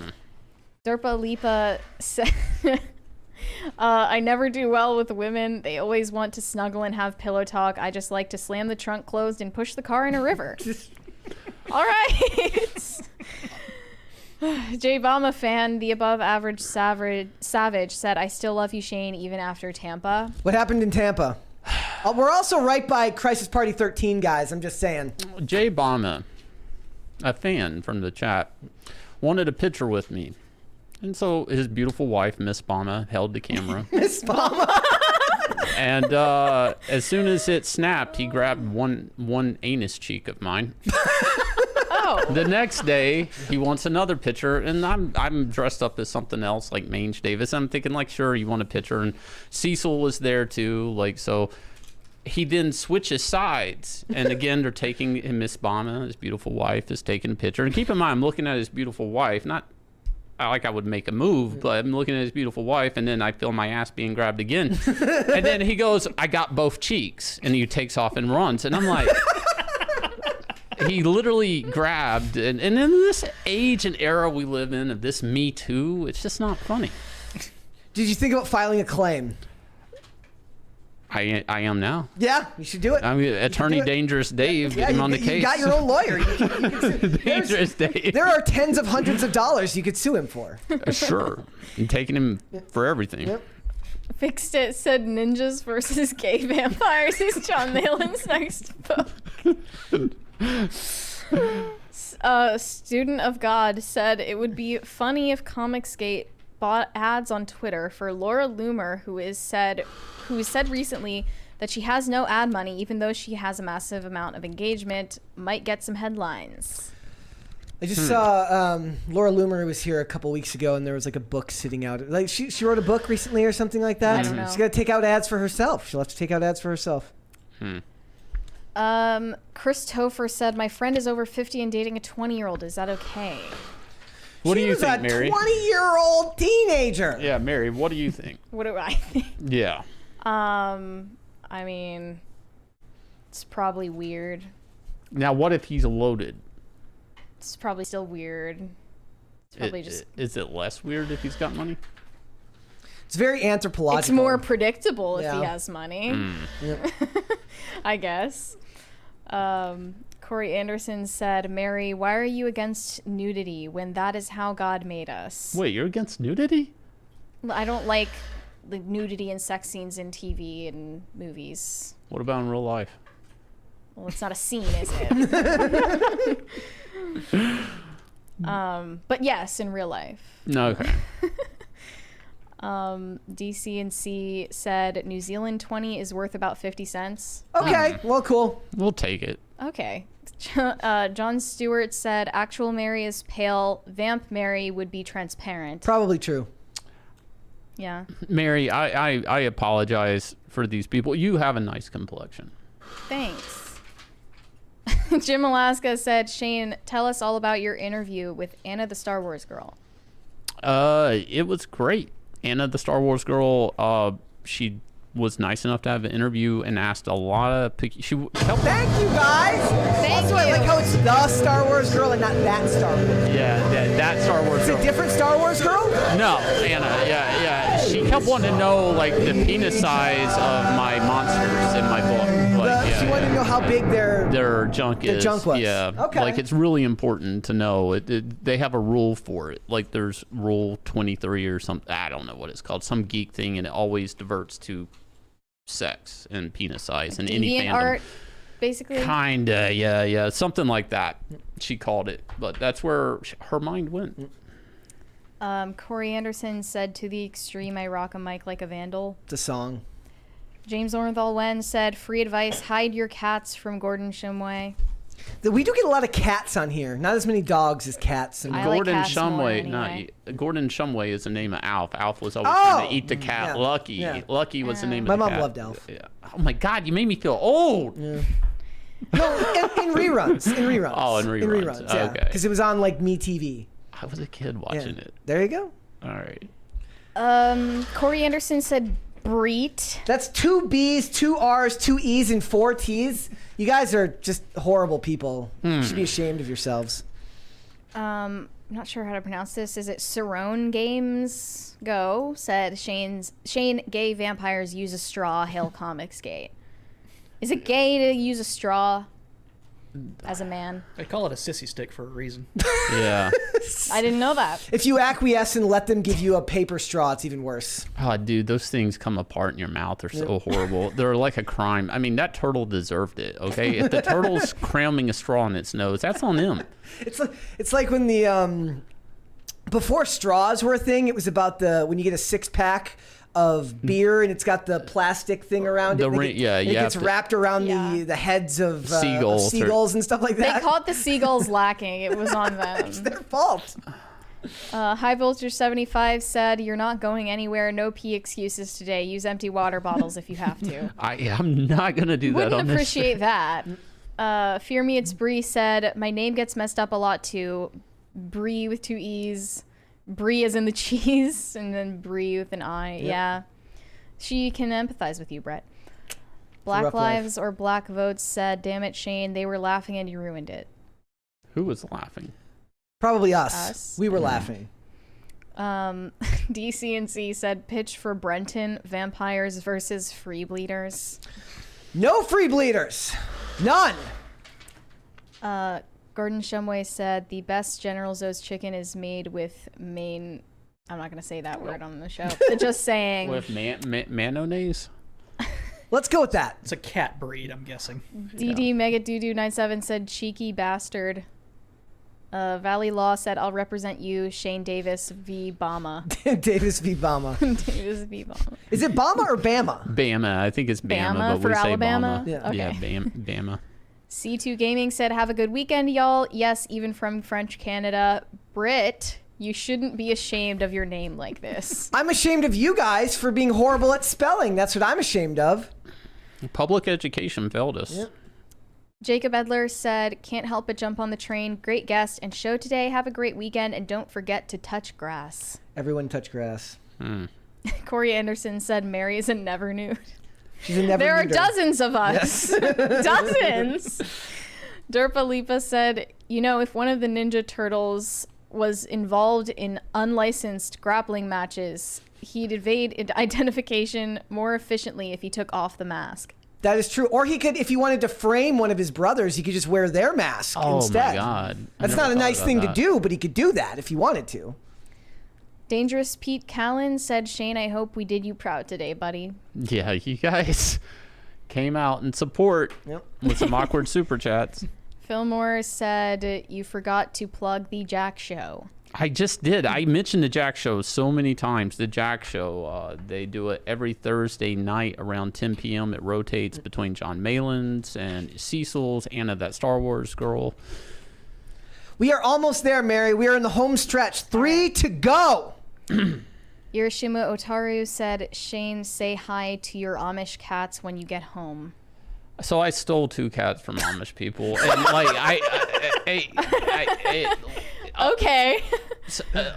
do Do they use technology? Long story short, I promise. Long story short, okay. So these 2 cats are always hanging around. Winter's coming, so I'm like, I'll take them in, and then we're moving.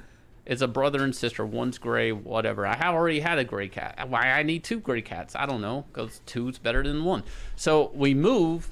And my gray cat gets out of the house, and I just have to go along with the moving truck, and I come back, and I'm like looking for him, and I go to my Amish neighbors. I'm like, keep in mind, I have 2 gray cats now. I'm like, if you see a gray cat, can you call me, even though you're Amish? I mean, I'll check back in with you. Can you call me if you see him? He got out of the house during moving. I'm really worried about my gray cat Zipper. And he's like, oi, or whatever he says. He's like, he goes, Are they British?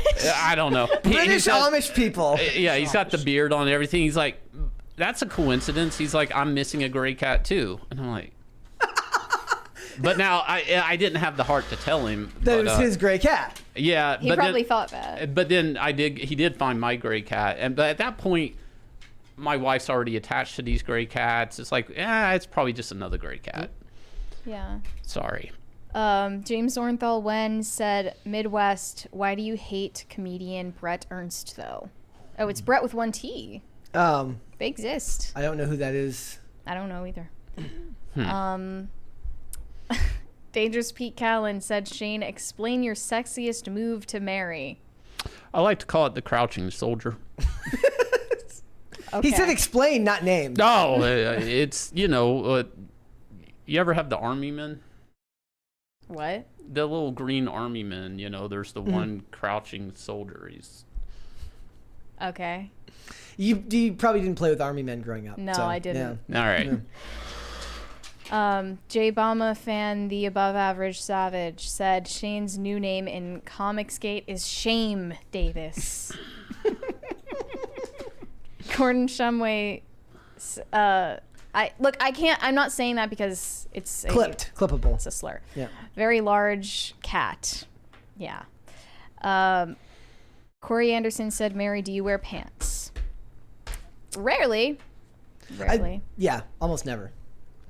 NC Pork Barbecue said, hey, Bart, what is the record for part counts for the show? I don't know what you're talking about, but I will shut this shit down right now if this stuff keeps continuing. Like, look, I will end this if this lying travesty of a hobby keeps up with you guys. You need to stop this. What does he mean by part counts? Like segment counts? Parties? Party counts? 30.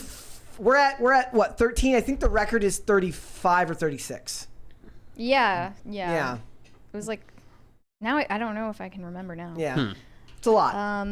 Long Live Victor said, I'm not going to say that. Never mind. I'm not going to read that next one either. I knew you weren't going to read that one. Okay. Corey Anderson said, Bert, pants or shorts? Black pants every single day. See, if you answer to Bert, they're going to keep calling you. I'm over it. Alyssa Macrilla. They've broken me today, Mary. Alyssa Macrilla said, don't pass out at a hotel lobby around Shane, #safety. It was a dude, and like I tried to get him up to his room, and I hope he is all right. His room, not your room. Nah, his Very room. important detail. Black Lives or Black Votes said Mary will either kill Shane or herself after this. Am I that bad, no Mary? violence. Mary, am I that bad? No. All right, thank you. Gordon Shumway said Amish cats sounds like something that can be made for fried rice. Okay. Praetor7 said it was brave of you guys to have Shane on. Well, we're brave people here. Yeah. Yeah. Fortune favors the brave, right? The bold. The bold. Well, whatever, same difference. Brains Taste Awful said the Amish girl cried for days over her missing cat. And one left, Mary. Oh, actually, we're right by Crisis Party 14, so I'm going to have to ask you to read this one really slow until we get Okay. 14th Crisis Party. Derpa Lipa said Alex is the strong silent type. Shane has the funny anecdotes. Hey Bart. Hey Murray. Murray is worse than Yeah. anything they're calling me. Yeah. That is true. And another one from Corey Anderson. Betty, have a good night. Yeah. That's We're just sitting here for the rest until I get that 14th Crisis Party. That's We're sitting fine. here. The 3 came through right there. One from High Voltage 75. What geeks? So start at High Voltage 75. They haven't Oh, shown up for me. Okay, High Voltage 75 said, as if you'd end the show like that. Let's do the Scooby-Doo ending. Good call. diddly-doo, diddly-doo, diddly-doo, diddly-doo. Cryptic Comics said, don't miss Ballers tonight on Mandy Summers' YouTube. There you go. There we go. What Geeks Do Network said, you like this? You should see Shane drunk. Oh my God. I won't. Wait, well, you don't know that. And one more, no, 2 more. One from Irishima Otaru and one from Grofty. Irishima Otaru says, by help, Shane means draw a peen on his back. That never happened. I don't know what anybody's talking about. And Grofty says, Hain, a great weekend, fun show today. I think he means have a good weekend, fun show today. Guys, before we go, would you hit the like button on this video and subscribe to this channel if you have not done so already. Guys, thank you so much for joining us. Let everyone know where they can find you, man. I am at the Hat 2 on Twitter. I'm also working with another guy by the name of Micah Curtis, putting out comic books. We just started a company, Grindstone Arts on Twitter. Check us out. Check out our comics. 3 Nights, 4 Days, Part 2. Awesome. It's good. And thank you so much for putting up with us today. Yeah, absolutely. I'm I sure had you fun. didn't really know what you were Getting- saying. I absolutely had no idea, but it was great. Okay.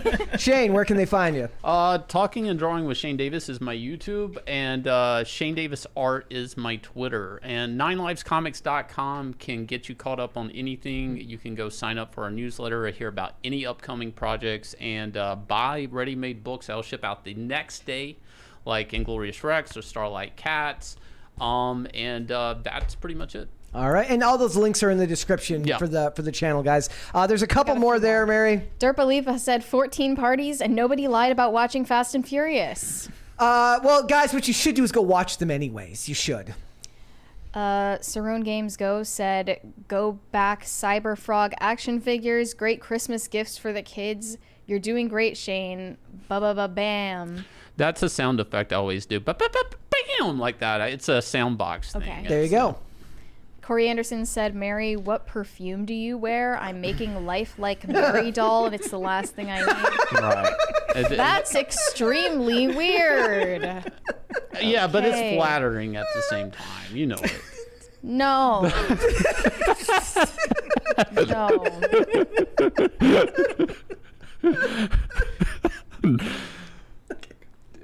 DCNC said slower. Valley Law said hail Shane. Andrew Yu said where is Hannah E. Claire? She's not in Claire. She's not. She's not in Claire. All right. There's the Christ. Just let it Just go. Just let it go.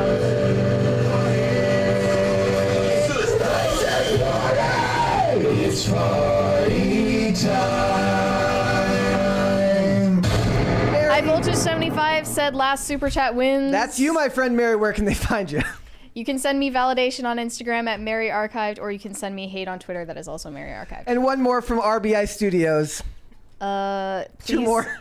Tape and air the after show of this.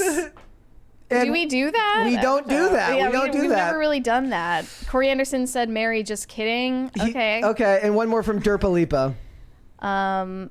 Say no with more conviction, Mary. No reason. Okay. All right, guys.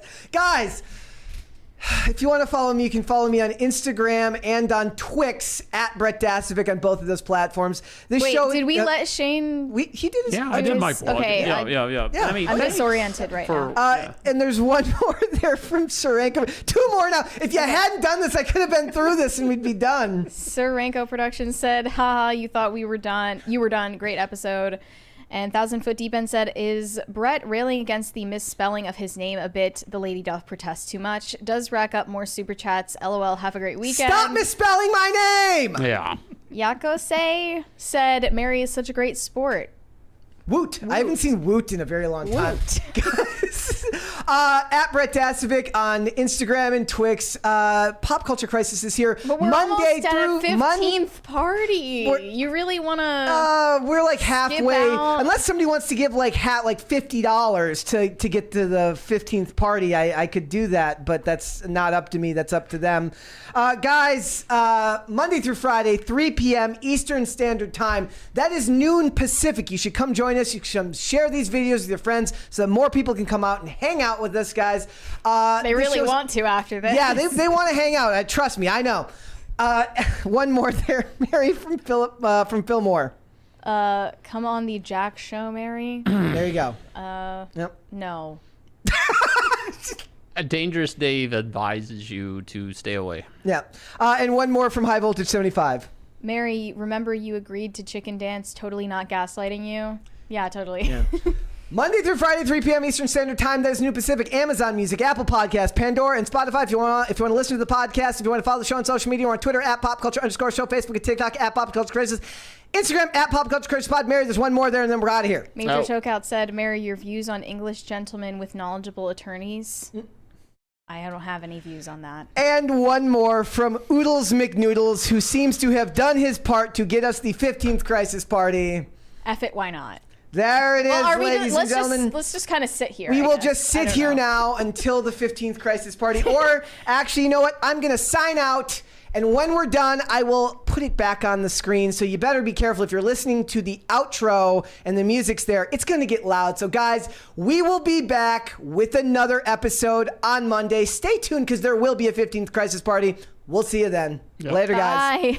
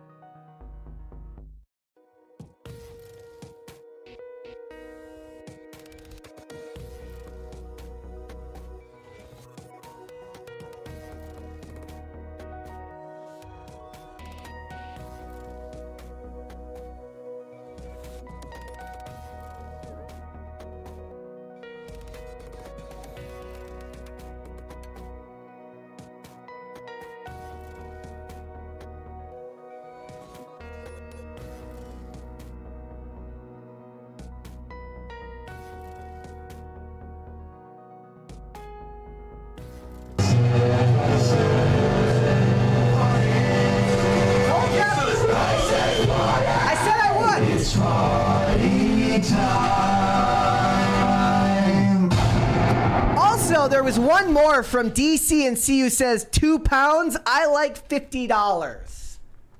That's what he said. Bye, guys.